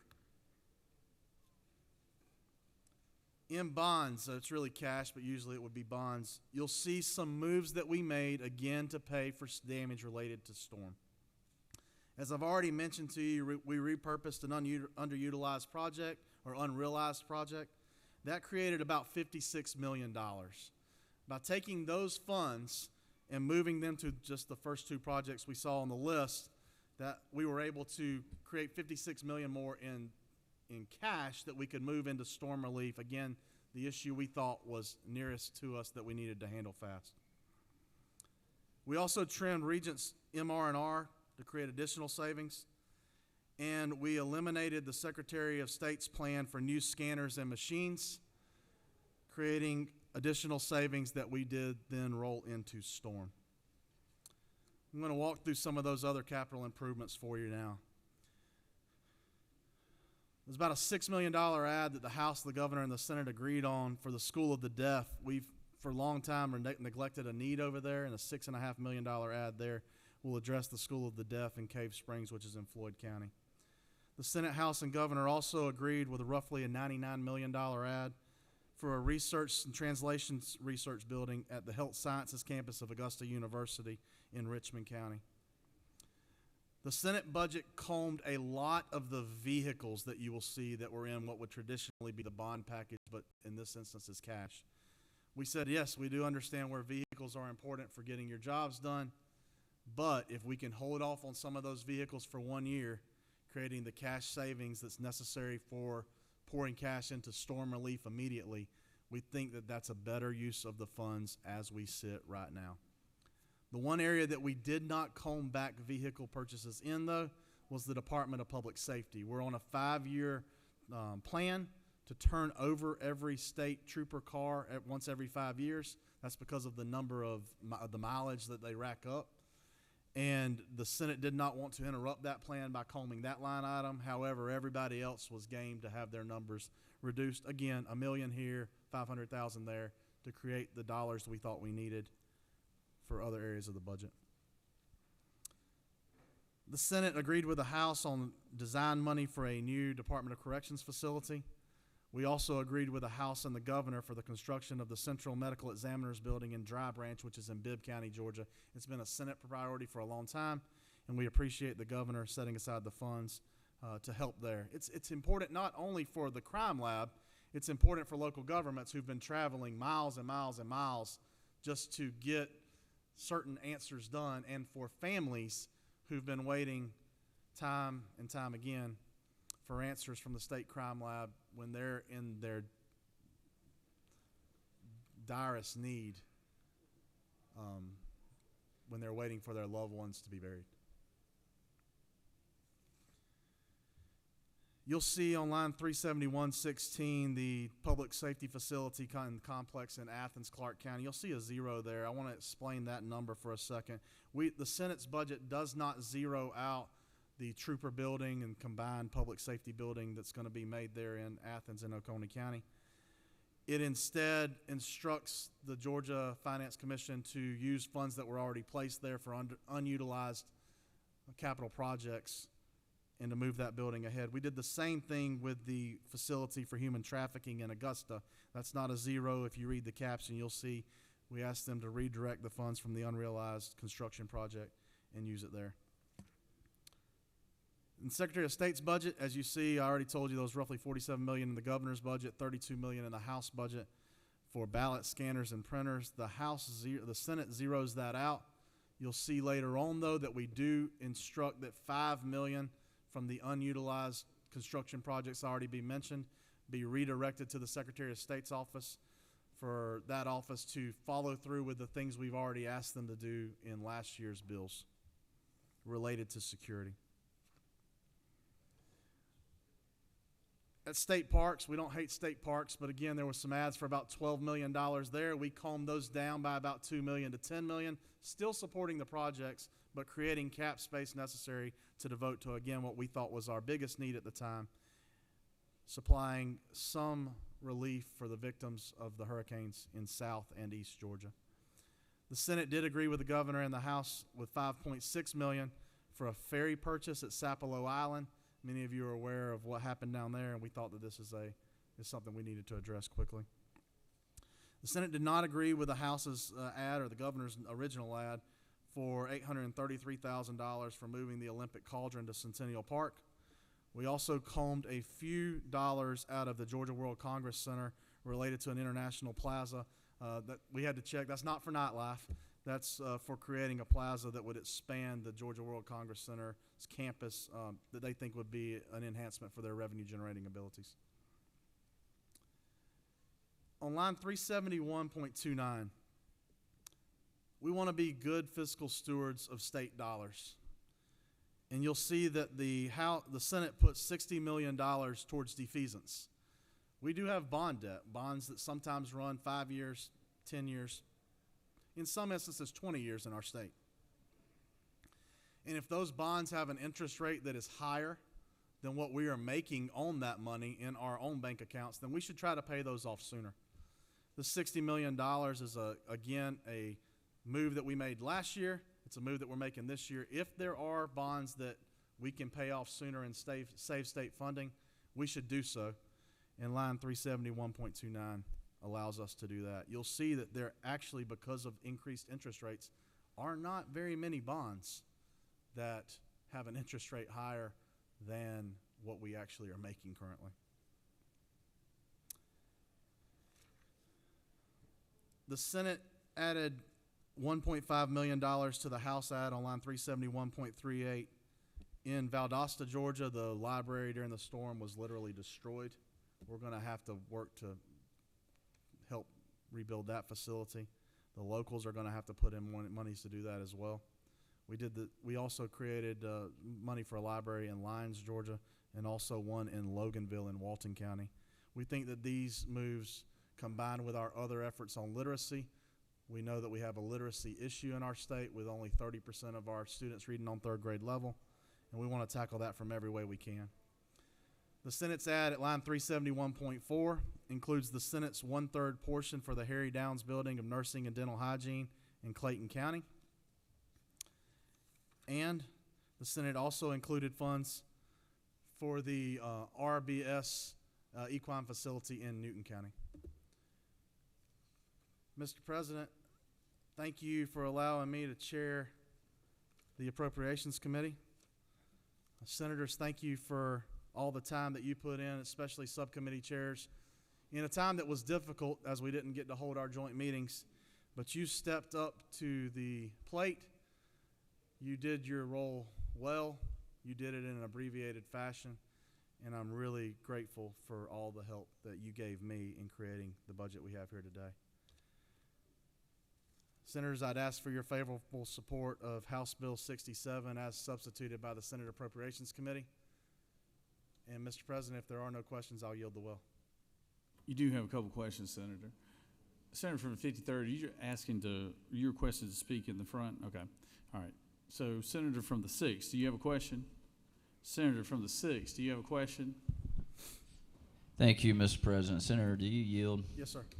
Senator, you had mentioned about the bond debt, and we keep hearing about surplus.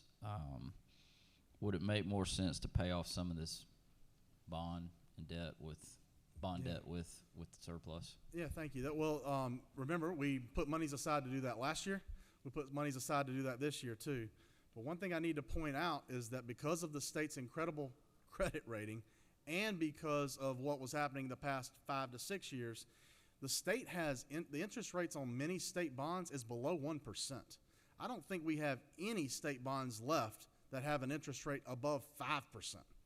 So if we're making more than 5% on state money in banks, we should let that roll, and then we should use that money to return it back to taxpayers faster.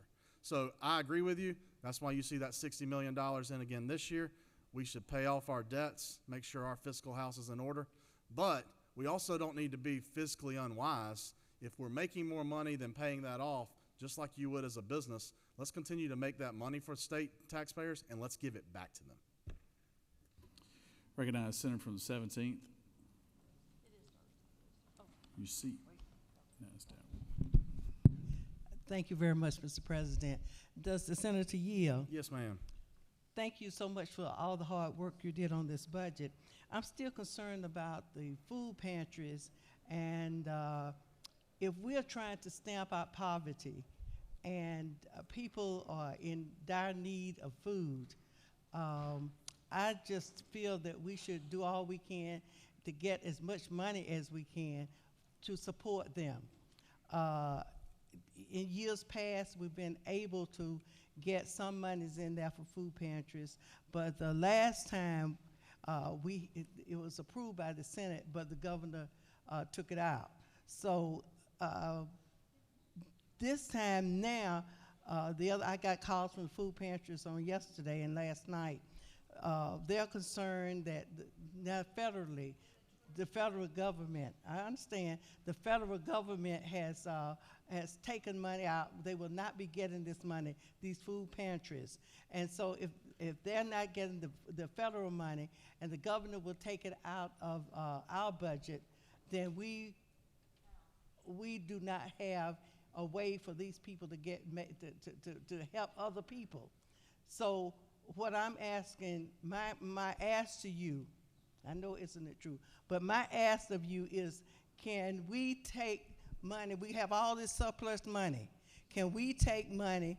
I know we have to cut somewhere else, but can we take money out of some other area and support these food pantries? Thank you, Senator. I know how devoted you are to that cause. You have been a champion of food banks and those who are in food deserts for longer than I've been here, so thank you for that. Take a look in the decal budget. I think it's under nutrition services. We changed a caption to make that, we hope, be more friendly to food pantries. So you're talking about repurposing lines. I think we tried to do it there. And if you look at that and find that we were not successful in doing so, please grab me offline. I'd be happy to try to address it with you more. Okay. Thank you very much, Mr. President. Recognize Senator from the 32nd. Thank you, Mr. President. Says Senator Yield. Yes, ma'am. Isn't it true, Senator, that standing up the subacute therapy unit that we've been working on for several years is going to really fill a big gap that we have for veterans in the state with mental health disorders? Senator, I agree with you. I know you've championed that cause, as has the senator, I believe, from the 54th and others. And it's thank you for what you did to work to address this. We're glad we're able to put it in this year's budget. Thanks for your help with that. Recognize Senator from the 8th. Senator Yield? Yes, sir. Senator, is it not true that the hurricane went right through the heart of your district? Yes, sir. Senator, my understanding is also that you called me during that time and you had sort of stood in the gap a little bit in part of your district, and you called me one day and asked me how I was holding up because it went through my district as well. But I just want to thank you as someone whose district was severely impacted from this storm. They say that things don't happen for no reason. I think with this budget you were uniquely qualified because you went through it as well. And I think folks that didn't live through it, it's something you had to live through. And I think the budget is reflective of what we can do with it being the largest natural disaster in our state's history. And I want to thank you for your work with Lieutenant Governor's office and the Senate Budget Office on this. I sincerely appreciate it. Thank you, Senator. Also to our friends in the back, I want to highlight for you that we are still picking up debris from a storm that was 151 days ago all across South and East Georgia today. We will be picking up that debris for years. I cannot imagine that we're able to fix just the roofs in the next 18 months. This is a long-term recovery, and the area will not be made whole. What we want to make sure we do with this budget, though, is stabilize that economy. We know that crops can be replanted next year, and that's going to be hard, especially with the weather that we talked about. But when you take out that much timberland, you then come very close to losing a mill. And if you lose a mill, you lose a 50-mile radius for employment and for tax base, for schools, public safety, and citizens. Mr. President, if there are no more questions, I'll yield the well. You just have one last question, Senator. Recognize Senator from the 15th. Thank you, Mr. President. Senator Yield. Yes, sir. To the distinguished Dean of the Senate. One area that, we're sort of interested in, and that is with the veterans. I think you mentioned $2 million, and I'm interested to know whether that was for the veterans nursing home or was it for another area. And I'm asking that because if we apparently build out another section in there, that home can house many more people because the feds will come in and pay for that particular amount, if you understand my question. Yeah, thank you, Senator. Yes, sir. The feds were partners with us as we built that subacute unit. Right. We do need to get it staffed and up and moving. The $2 million is specifically tailored to address the issues at the subacute unit, which relates to mental health. Right. I understand. Thank you very much. Yes, appreciate your work you do. Thank you. You've got one last question, Senator. Okay. Senator from 36. Thank you, Mr. President. Senator Yield. Yes, ma'am. I would certainly agree with the sentiments that have been expressed about the perspective that you bring to the budget writing from where you live, from the area that you represent here in the Senate, that it's an asset when you're dealing with the budget and the challenges that we have at this point. My question is, we all heard the news that the federal relief funds that we expected, they changed, they kind of moved the goalpost in terms of changing the percentage of federal dollars that we're now going to receive for this disaster relief. That this is, my colleague said, this generational storm and the damage that it's wrought. And I hope I'm not asking you to repeat, but just to encapsulate for us how we're going to replace those dollars. And I know that's been woven through a lot of your comments, you know, as you've been in the well, but that left a big hole, and it's probably something that's going to be addressed both, in both budgets, our little budget and our big budget. But could you kind of walk us through the federal move? Sure. Yeah, thank you so much. The storm occurred on September 29th of 2024. The governor immediately asked FEMA for a declaration of a major disaster. That declaration was granted. When that is granted, the state receives FEMA funds, and there's two types of assistance. There's personal assistance, essentially, and public assistance. And FEMA made those funds available to the state of Georgia. They made the state of North Carolina eligible for 180 days, state of Florida for 180 days, the state of Georgia for, at the time, 90 days. This is September, so it's the previous administration. President Biden's president at the time. Governor Kemp asked for an extension of that 90 days on November the 11th of 2024, again under the previous administration. I'll highlight that for a reason later on. That extension was not granted to 180 days. It was granted to 120 days. I want to be fair to my federal partners in this and explain that the reason why that goalpost was not necessarily moved all the way to 180 days for us is because GEMA, the state, asked for something else as well. We said, instead of getting all of our payment at the back end, we'll do all this cleanup and then we'll bring a bill to you in April or May or June for the cleanup. Then FEMA, the state of Georgia, its local governments, we're so devastated, we can't front 100% of that cost up front. So we're going to tell you what we think it costs, and we're going to ask you for 50% of it up front. And if we're wrong, I mean, look, you can pull it out of the back 50%. But if we're right, then you'll pay us the remaining 50% afterwards. This gives us startup funds to get moving. That's probably why the state wasn't given 180 days and why Florida and North Carolina were. But the governor, being the good, smart man he is, realized that there was a presidential election. And so after he had asked the previous administration twice, he turned and asked the new administration once, literally days after the new president was sworn in. The new president said, hey, listen, I'm not going to change the rules. You got your money up front. I'm not going to let you go all the way to 180, which was probably fair. Were we crazy to ask? Heck no, you should ask for anything. I've got a budget binder full of requests that you guys send me, and we only grant maybe a third of those each year. But you're not crazy for asking. If you don't ask, you're never going to get it. So the state asked. We did not get that. What the governor said after that announcement came out in January, he said the state will take up the 25% cost share that now will be applied after day 120 to local governments. The state would usually pay 10%. The local governments would pay 15%. The governor said the state's in a position where we're going to take on all 25% after 120, presumably, I guess, until day 180, but I'm not 100% certain on that. And the estimate of that cost for the governor's budget was $32 million. That's why he placed that money that he did at the governor's emergency fund. GMA's numbers are still showing that that number is right.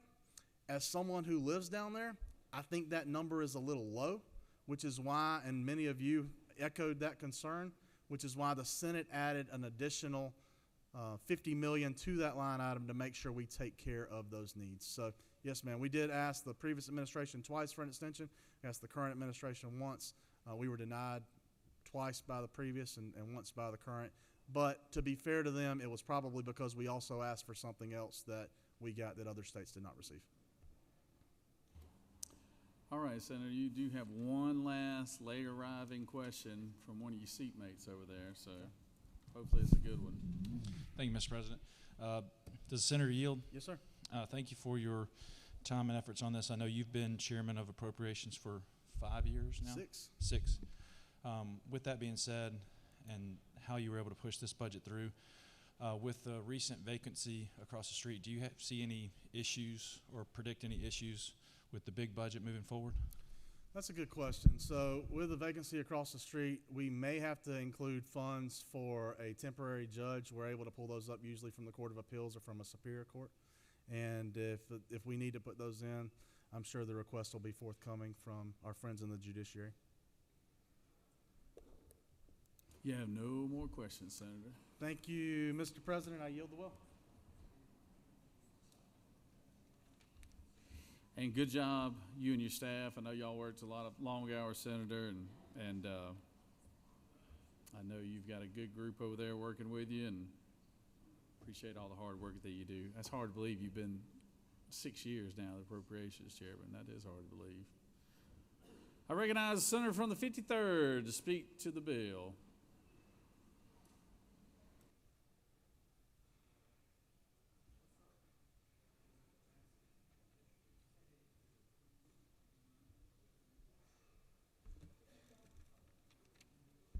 Thank you, Mr. President.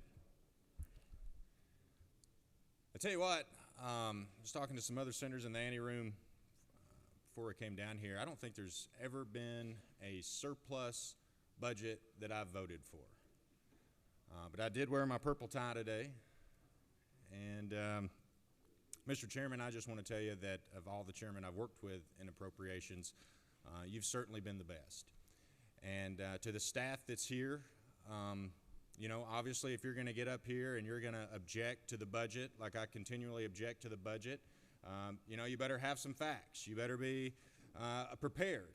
And in order to get prepared, we have to depend on our Senate Budget Office to do that. And I just want to thank you all, because my staff has worked with you, and, you know, they haven't always had the best experiences, either in the House or even here, probably in my first term. But this year, every member of my staff said, you know what, we had great rapport with the Senate Budget Office. So I want to say appreciate that. But this, Senators, is the biggest budget ever to lay on your desk. You know, I sit back in the back of the room, people come in, we've all heard the same, speech when we give people tours of the Capitol that these desks were way back in the day of Milledgeville. So of all those times, this is the biggest budget that's ever laid on those desks. Chairman of Appropriations says if you don't ask, you don't receive. And I'm continually up here asking on these supplemental budgets for all of you new senators here, basically what we're voting on, this is the small budget, right? This is about 11% of the total big budget last year. This is surplus revenue. This is money that we brought in that we were not anticipating we would bring in. All right, now what are we doing with this money? Well, I think our governor, has done a lot of $250 tax credits back, and that certainly looks good in the headlines. But in reality, our constituents might as well sign the backs of those checks and just mail them back in, because get this, we're spending $1.3 billion a year to service our debts. We're only spending about $1 billion to give back on those $250 rebates. So if we would just pay off our debts, we wouldn't be spending $1.3 billion each year, and that's $250. It really would be even more that our constituents could keep into their pockets, and they wouldn't have to, worry about signing a back of a check and taking it down to the bank and hoping that the governor in the future does something. You see, also, if you look at the debt of our state, it's pretty ironic that the debt of our state is also equivalent to about how much money we've dished out in corporate welfare and corporate subsidies, the film tax credits, the EV credits, all those different tax credits that we dish out. Even though in our Constitution we have a gratuities clause that said we can't use taxpayer money to subsidize private industry, that's what we do. And the governor always says, we're the #1 state to do business in. But it's ironic because it's coming from a magazine that's based here in Georgia, and if you look at the magazine, it's basically saying we're the #1 state for corporate subsidies. You see, I come from Northwest Georgia. I vote no on this budget every time, and my constituents send me back here to give this speech over and over again. Why? Because we look at our neighbors up in Tennessee, and they don't pay any income tax. I stood up here at this well a couple days ago, and I said I would like to rejoin the majority caucus. But until the majority caucus can get serious about repealing the income tax, I'm not so sure I want to be a member. Right now, we're on a 50-year plan to repeal the income tax. I've said this before at this well. I'm the youngest senator in this room. I'll be 81 years old at our current rate before we repeal the income tax. I don't know if I'm going to make it that long. Senators, it's so funny. If you come to Northwest Georgia and you start pulling in some neighborhoods, you're going to see Tennessee tags lined up. They're taking advantage of our services, but they're frauding us all in this room because our taxes are too high. They don't pay the high ad valorem taxes on their vehicles, so they leave them in Tennessee, and then they don't want to pay our income tax. Maybe if we could just lower some of our taxes around here, we might even see an increase in revenue. I loved when the chairman said, "Ask and you shall receive" on that deal with paying off bonds. I loved when the distinguished rules chairman asked the question about bonds, because finally we're moving in the right direction in this budget in the sense that we're at least paying off something with $60 million. But we're still $10 billion in debt, so $60 million is a pretty small amount compared to that. $10 billion or so in debt by the time you service it, maybe a little bit more. But we can only borrow money on capital expenditure projects. What are those? That's areas like transportation. Senators, Highway 157 in my district, the white lines are falling off the edge. Literally, you don't see the white line anymore. You've got constituents out, or I've got constituents out there who are putting dirt on the side of the road to connect their driveways because the asphalt's falling off.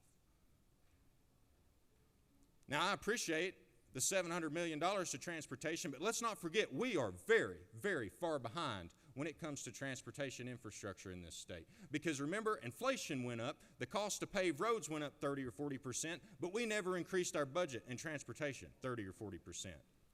That's the proper role of government, not corporate subsidies like the film industry.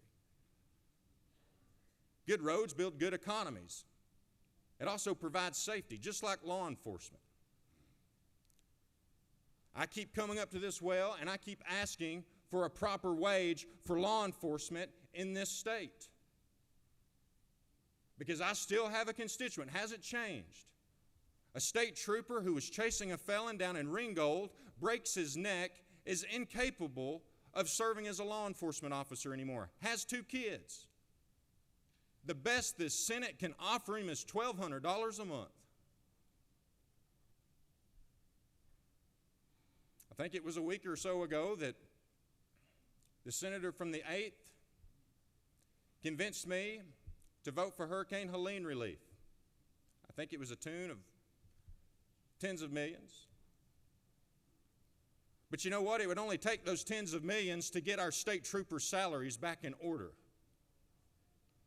The Democrats always talk about defunding the police, but essentially what we've done in this state is we have defunded the police compared to our other states. If I want to go be a state trooper, I'd prefer to go to Tennessee. I can make $30,000 more a year than I can make here in Georgia. And you Democrats who always talk about civil rights violations and law enforcement, let me be clear. You get what you pay for. If you're paying proper law enforcement, you get good law enforcement. If you're paying proper teachers, you get good teachers. You know, I kind of wonder, had I been in Tennessee and walked over into the house, would those troopers have read the Constitution? Would they have known how to object to an unlawful order?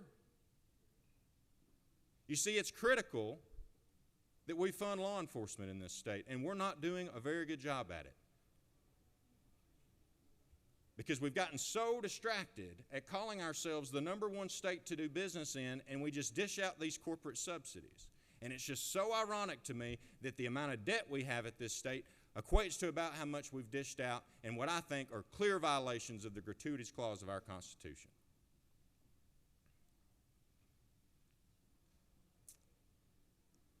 But if those weren't reasons enough to vote against the budget, I think the process of the budget is reason enough to vote against it. We've got a nearly 200-page bill laying on our desk this morning that I guarantee not all of us have read. But it's this big omnibus budget. And if you vote against it, they'll say, well, you don't support law enforcement or you don't support hurricane relief.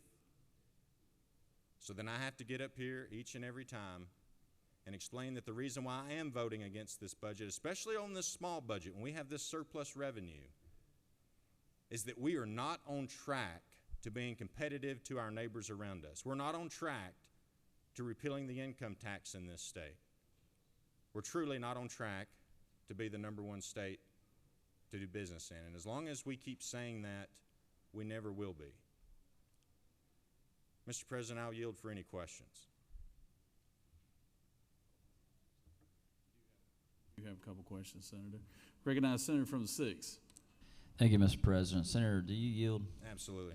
Senator, you had mentioned the white lines falling off the road. Doesn't the budget you continue to vote against go to fund painting those white lines? Senator, there's nothing there to paint. That's my point. And maybe if the infrastructure existed and my constituents weren't having to pay the ridiculous income tax, I could vote for the budget. But there's no lines there to paint. That's my point.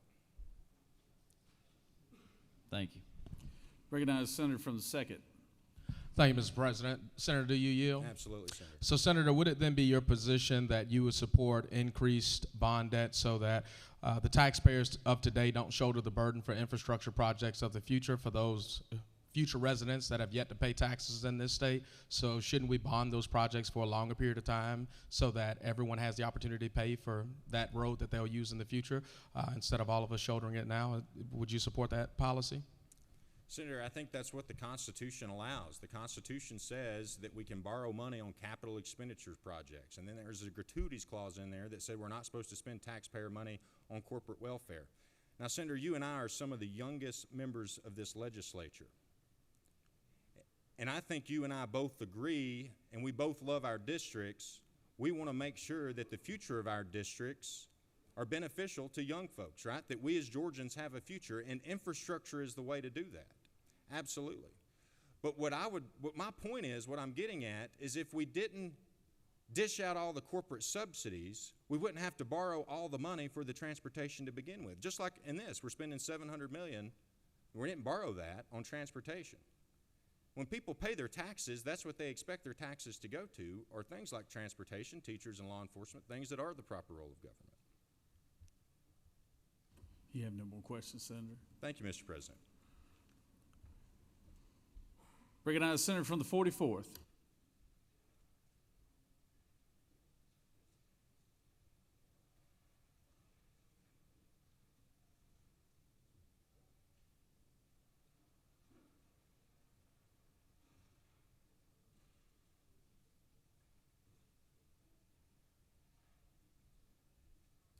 Thank you, Mr. President. First, I want to go ahead and thank our very hardworking Appropriations Chairman, Senator from the 19th, as well as critically the excellent staff that works very, very hard on these huge documents and the way all of it comes together, all the dollars, all the cents in the Senate Budget Office. We are grateful to you, every single one of us, I know, and certainly I know that the Democratic caucus is. So thank you for your hard work. I just wanted to call attention to a couple of items. I believe that the figures I wrote down from the chairman's presentation were that we're spending $750 million in this amended on hurricane cleanup, and as well trying to cut $125 million due to the $750 million that we are outlaying. I noted with surprise and interest during Governor Kemp's State of the State, he said that there had been 11 hurricanes since he became governor. And we heard the chairman recite a lengthy list of the costly, destructive weather events that we have seen just in the last year. Hurricanes, tornadoes, torrential rain, multiple droughts, and very unusual South Georgia snow, 4 inches. The thing is, Senators, these weather events are no longer just once every 10-year abnormalities or even once every 100-year storms. And the hundreds of millions that we are sending out the door in unplanned expenses means that we cannot make other investments in our working families and in our infrastructure. Acts of nature, of course, have since the beginning of time and will always continue to come along that will require a response. And I firmly stand behind supporting our neighbors in need and spending that money as they try to get back on their feet, get their businesses, doors back open, get roofs back on their houses, and plant the crops and timber and tend to all the agriculture, among many other industries that were destroyed by the vengeance of Hurricane Helene.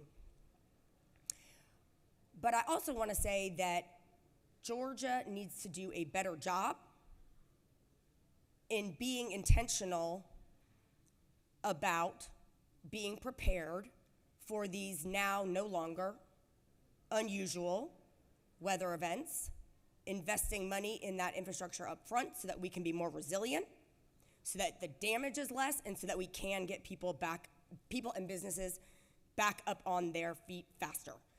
I have not heard much talk about that at all in my years in the General Assembly. And I asked some questions of the Department of Agriculture, GEMA, and Georgia Power about what investments we're making to make our grids and our businesses more resilient so that the damage from these horrific storms that are becoming more and more common is not quite so severe and doesn't cost us as much on the back end over and over.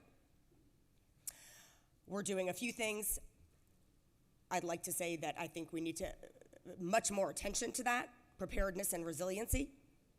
I was pleased this morning that as I was thinking about these thoughts, that my good friend, the senator from the 8th, brought me a bill where he is actually planning to raise this exact issue about an Office of Resiliency or the like. And I am very pleased to support that, and I'm glad to see that people are within our midst are taking note of, okay, look, we've really got to do something here. And the reality is that these are, of course, driven by a warming climate. So we can't totally ignore that either, or deny it, worse. A couple other things. Were we in the majority, Democrats would have some other priorities that we would reflect that would be present in our budget. I think we would invest more in Georgia's people and its infrastructure, which, by the way, is the spending in education, transportation, that sets the stage for the success of the private sector that allows them to grow. And actually, the senator from the 53rd and I appear to agree on a couple things related to infrastructure spending and how investing more in infrastructure and citizens would actually probably enable us to spend less in corporate welfare on the back end, because we would have more reason that people would want to pick us rather than having to entice them with big corporate handouts. Because they are looking at our school systems. They are looking at our roads. They are looking at whether our workforce can meet the needs of their business and whether our graduates actually have the skill sets that they need to be employees of these businesses. We also welcome spending to make schools safer, but we recognize that if we are not going to take any action on, to use one actual example from this year, trying to keep assault rifles and other guns away from 14-year-olds and teenagers, it will be incredibly difficult to make progress on making the schools safer, no matter how much money we spend, because the truth is that the people that shoot in schools are members of the school community themselves. We want to see more spent in childcare. Lack of quality childcare, or when it exists that way too many families can't afford, costs our state tons of money in lack of productivity. The last study I saw said $8 billion from the Metro Atlanta Chamber. Early childhood education. Let's not forget that childcare is early childhood education. And 90% of a child's brain is formed by age 5. So we would reflect priorities on those youngest citizens. Democrats would lower taxes on working families and make sure that the money goes to those who are working hard to get ahead and not those who are already wealthy, unlike the way our current tax cuts unfold in reality. And yes, we would raise the salaries for state workers, some of whom are paid so low that they qualify for welfare. And I don't know, Senator from the 53rd, apparently you're listening to people outside this chamber, because never have Democrats said anything but we want to raise the salaries of our state troopers and law enforcement. And we believe that firmly, and you have not heard any phrase defund the police come out of any member of this caucus. the tax rebate refund, the $1 billion. Senator from the 53rd, I'm going to give you props again. I agree with you there. That may be smart politics, but it's certainly nothing but a gimmick.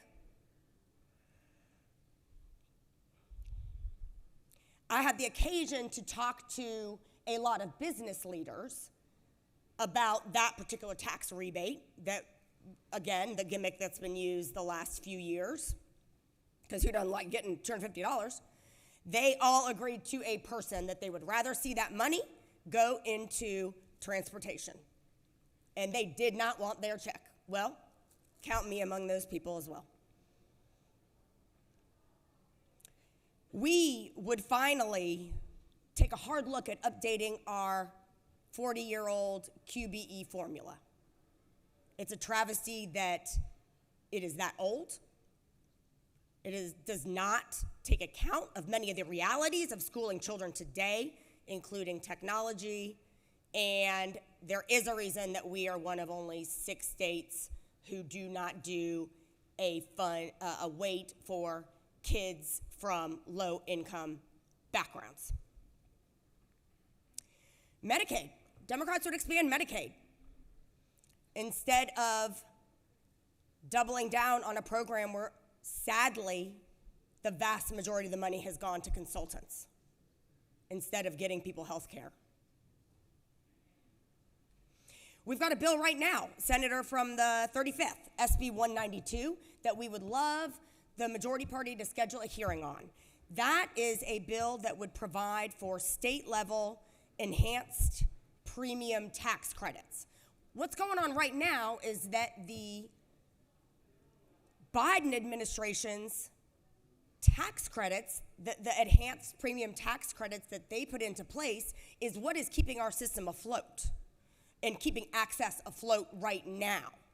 And they are primed in Washington to eliminate those, which is a problem for the talking points about how we've insured all these people, because frankly, that money came from DC, not from the state, and definitely not from pathways. Y'all, 60% of the people in access pay nothing for their plan, nothing. So if all the enhanced premiums go away, all those people go away. And here's the problem. Here's the problem. Most of those people are young. They are young and they work, but they work for employers where they are not given benefits and they are not given health care. So if the enhanced premiums go away, those folks no longer will come into access, leaving the members in access older and sicker, driving premiums up, and continuing the cycle of increasingly unaffordable premiums and people opting out of insurance that the Affordable Care Act sought to interrupt with some success, but without the key stick of saying you were required to buy insurance that would have made our system much more sustainable over the long haul. We are falling right back where it was because, right-wing interests filed lawsuits against it. So here we are. The vicious cycle where people cannot afford health care at all without government subsidies and are going to opt out of the system, that will continue to get worse and worse. So we should take charge of our own healthcare system, and here, SB 192 from the senator from the 35th, which deals with state-level enhanced premium tax credits before our entire system falls apart due to the Washington buzzsaw.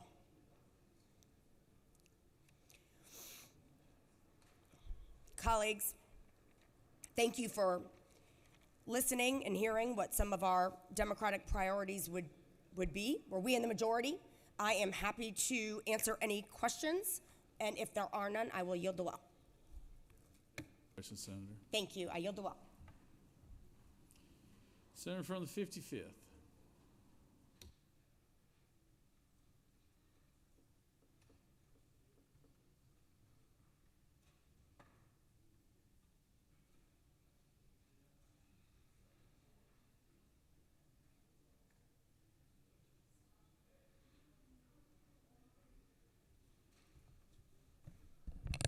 distinguished colleagues, I rise for a very simple proposition. I left this august body 14 years ago, and I can hardly believe it.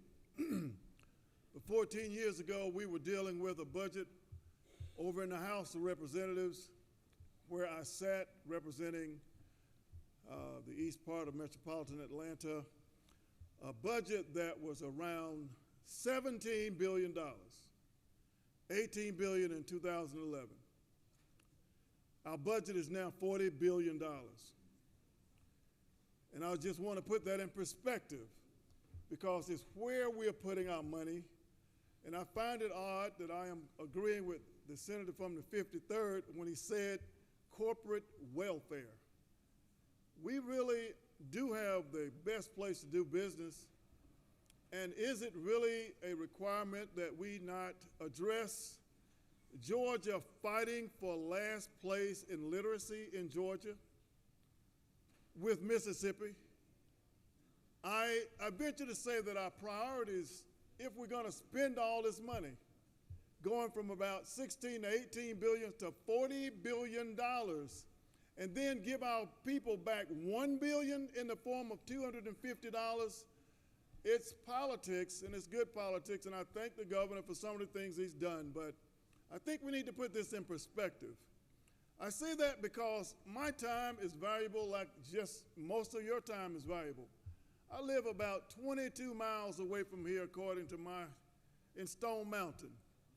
But it is ridiculous for me to spend an hour in traffic every day to come to this place. And I want to say that this budget does not address transit. We are wasting money in Georgia when we spend hours and hours. You can't even go across town at certain parts of the day. You cannot. And we need to at least address transit. That's my primary concern. And I really appreciate the chairman of appropriations. He is a very astute man, and the way he has expounded on this budget, and he's presented it well.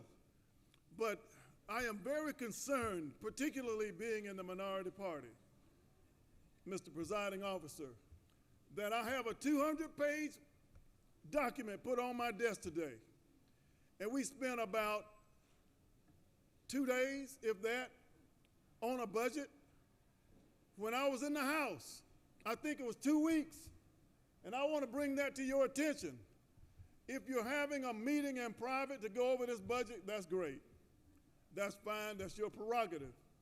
But I think democracy works best in the light.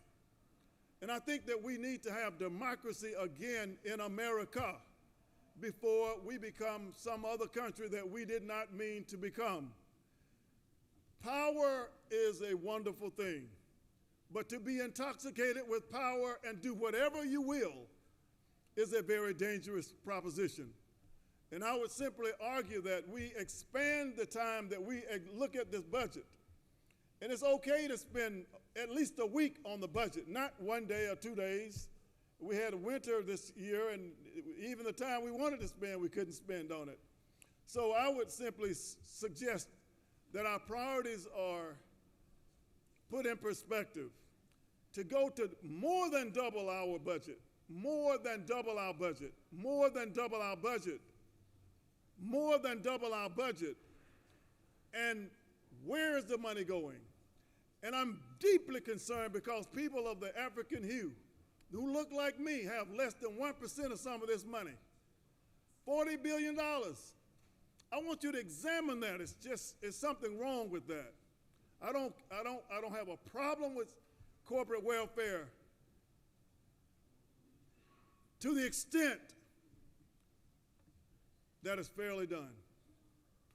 But I have a problem with corporate welfare when our children cannot read, when Medicaid expansion, when people don't have simple health care, when people go bankrupt in Georgia because they cannot afford to go to the doctor. People are bankrupt because they have to decide whether to afford their drug prescriptions, rather because they don't have health care. And we have a budget of $40 billion. Guys, I think our priorities, we need to re-examine it. And I stand here because It needs to be said. And I think that we can do better. And I would simply ask that our infrastructure be taken into consideration.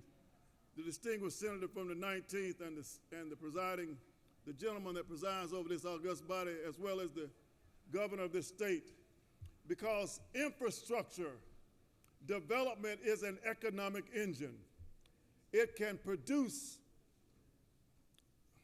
more tax revenue so that we can spend $40 billion while at the same time serving the interests of so many who cannot have a voice at the table.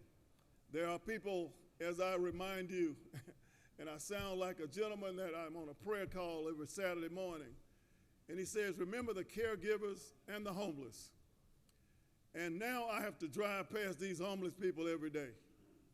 And I would say it again, there's a reason they're down there under that bridge. There is a reason where there will be more people dropping out of college because a gentleman tries to do an executive order to stop agricultural land grant scholarships to force people to drop out of school when a statute has already appropriated that money, but you're now trying to say because it is under the auspices of a DEI, because it's headed towards some people of color, that you want to cut it out. I think it's not right, and I think it should not go unchallenged, and I think that this august body can do better. We can do better because we are better. Our character is being judged. How we treat the least, the lost, and the left out. It's okay to give our partners, if our leader of this country, of the free nation, wants to give his billionaire people tax breaks and corporate welfare, that's great. But down here in Georgia, we have really hard-working people who are just trying to make it day by day. And just because we can, we should not ignore the interests of health care, education, economic development. And I've not heard one thing about social justice, but social justice helps everyone here. It's a social justice issue when someone can have a job and come back home and feed their families. But if we redirect those monies, there are people that will not be in school, who will not be qualified for the right jobs that this decade is demanding. And they then drop out of the economy. So I would ask this august body to, transit is, as I go to my seat, an economic engine. I remember in 2008, Ray LaHood came down here and offered billions of dollars. And it was not politic to take those billions because of who the president was at the time. I could not believe my eyes. I really could not believe it. They were going to have high-speed transit going from Tennessee through Georgia to Florida. And we turned the money down. And now we are not even talking about transit. This is the 21st century. Let's look at it, guys. I now yield the well, and I just simply say, please consider transit when we look at this budget the next time. I appreciate the building of the roads, and I really want you to go to North Georgia. I will advocate for the 53rd. I find myself in an interesting position. He's saying there is no road to even paint. So, Georgia, let's look at our infrastructure. If it is crumbling, let's address it. I thank you, and I yield the well. All right. Thank you, Senator. Boy, the senator from the 53rd is building coalitions from everybody. Senator from the 36th, the 55th. Tell you what. All right. The senator from the 1st said he will be the last one, and he's going to be really quick. So come on, Senator from the 1st.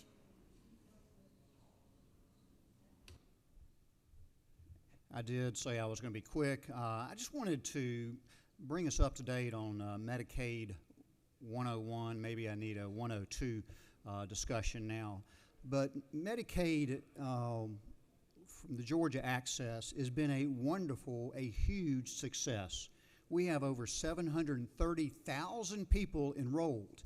No one ever predicted that we would have that many. It has placed people on private insurance, which pays way over 100% of cost, versus Medicaid. If you wanted to put it on them and expand Medicaid, it would be paying about 65% of cost. So I think it's crazy talk to be discussing that when it comes to that.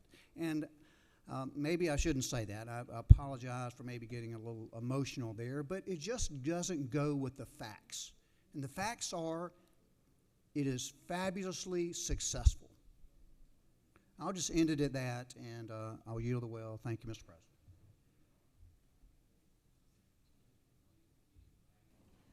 All right. Thank you, Senator. Appreciate that. Senator from the 19th, would you like to close?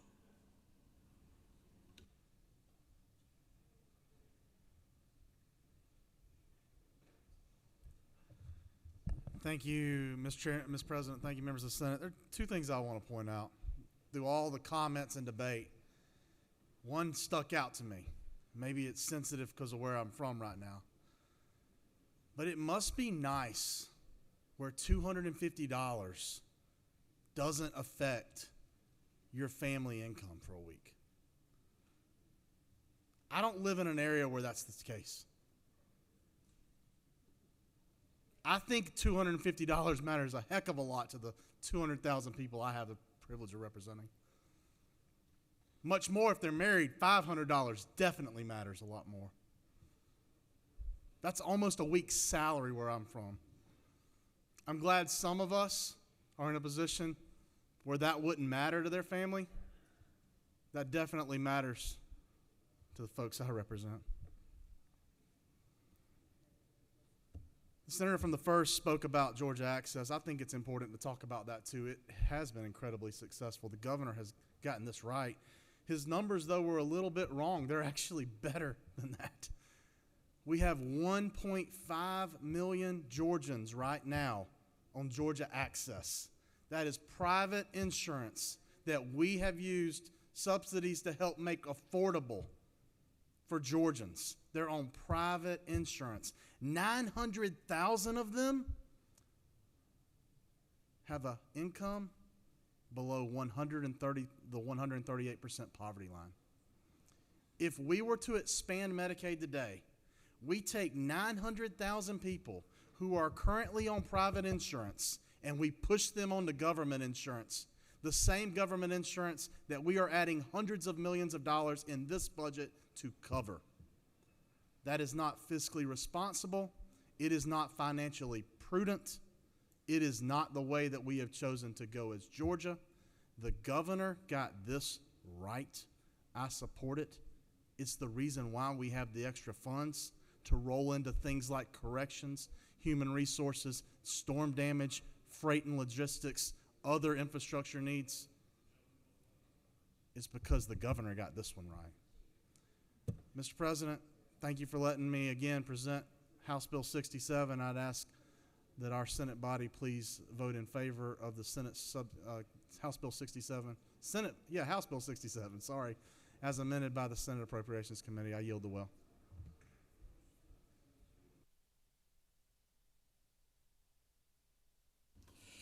Thank you, Senator. Once again, I appreciate all that hard work, and the senator has now closed debate. So,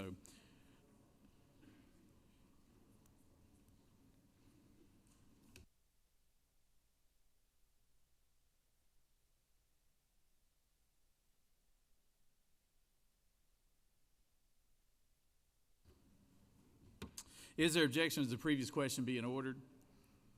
Chair hears none. The previous question is ordered. Questions on the adoption of the committee substitute. Is there objection to the adoption of the committee substitute? Hearing none, the committee substitute is adopted. Is there objection to agreeing to the report of committee which is favorable to the passage of the bill? Report of committee is agreed to. Is there objection to the main question being ordered? Chair hears none. The main question is ordered. Questions on the passage of the bill by substitute. All those in favor vote yea. All opposed, nay. Secretary will unlock the machine.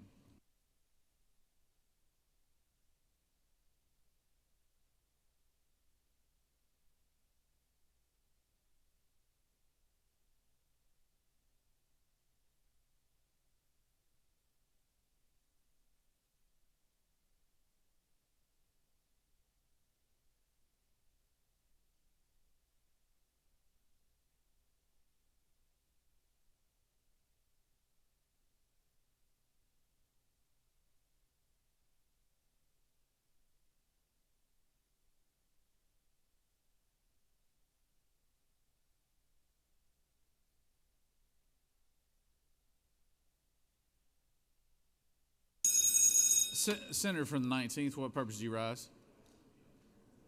Okay.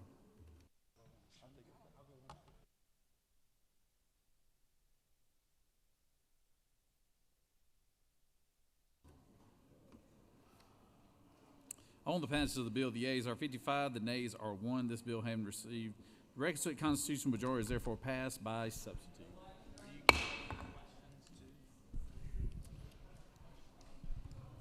All right, we're going to take a 5-minute break, just 5-minute break, and then we're going to power through these two. Oh, I'm sorry, Senator. You want to? Senator from the 19th. Thank you, Mr. President. I ask unanimous consent that the Senate immediately transmit House Bill 67 to the House. Is there objection? Without objection, motion granted. All right, let's just take a 5-minute break, come right back, and then we'll have just 2 bills left. We'll power through those 2 bills and be done for the day. So just a 5-minute break. Stand at ease.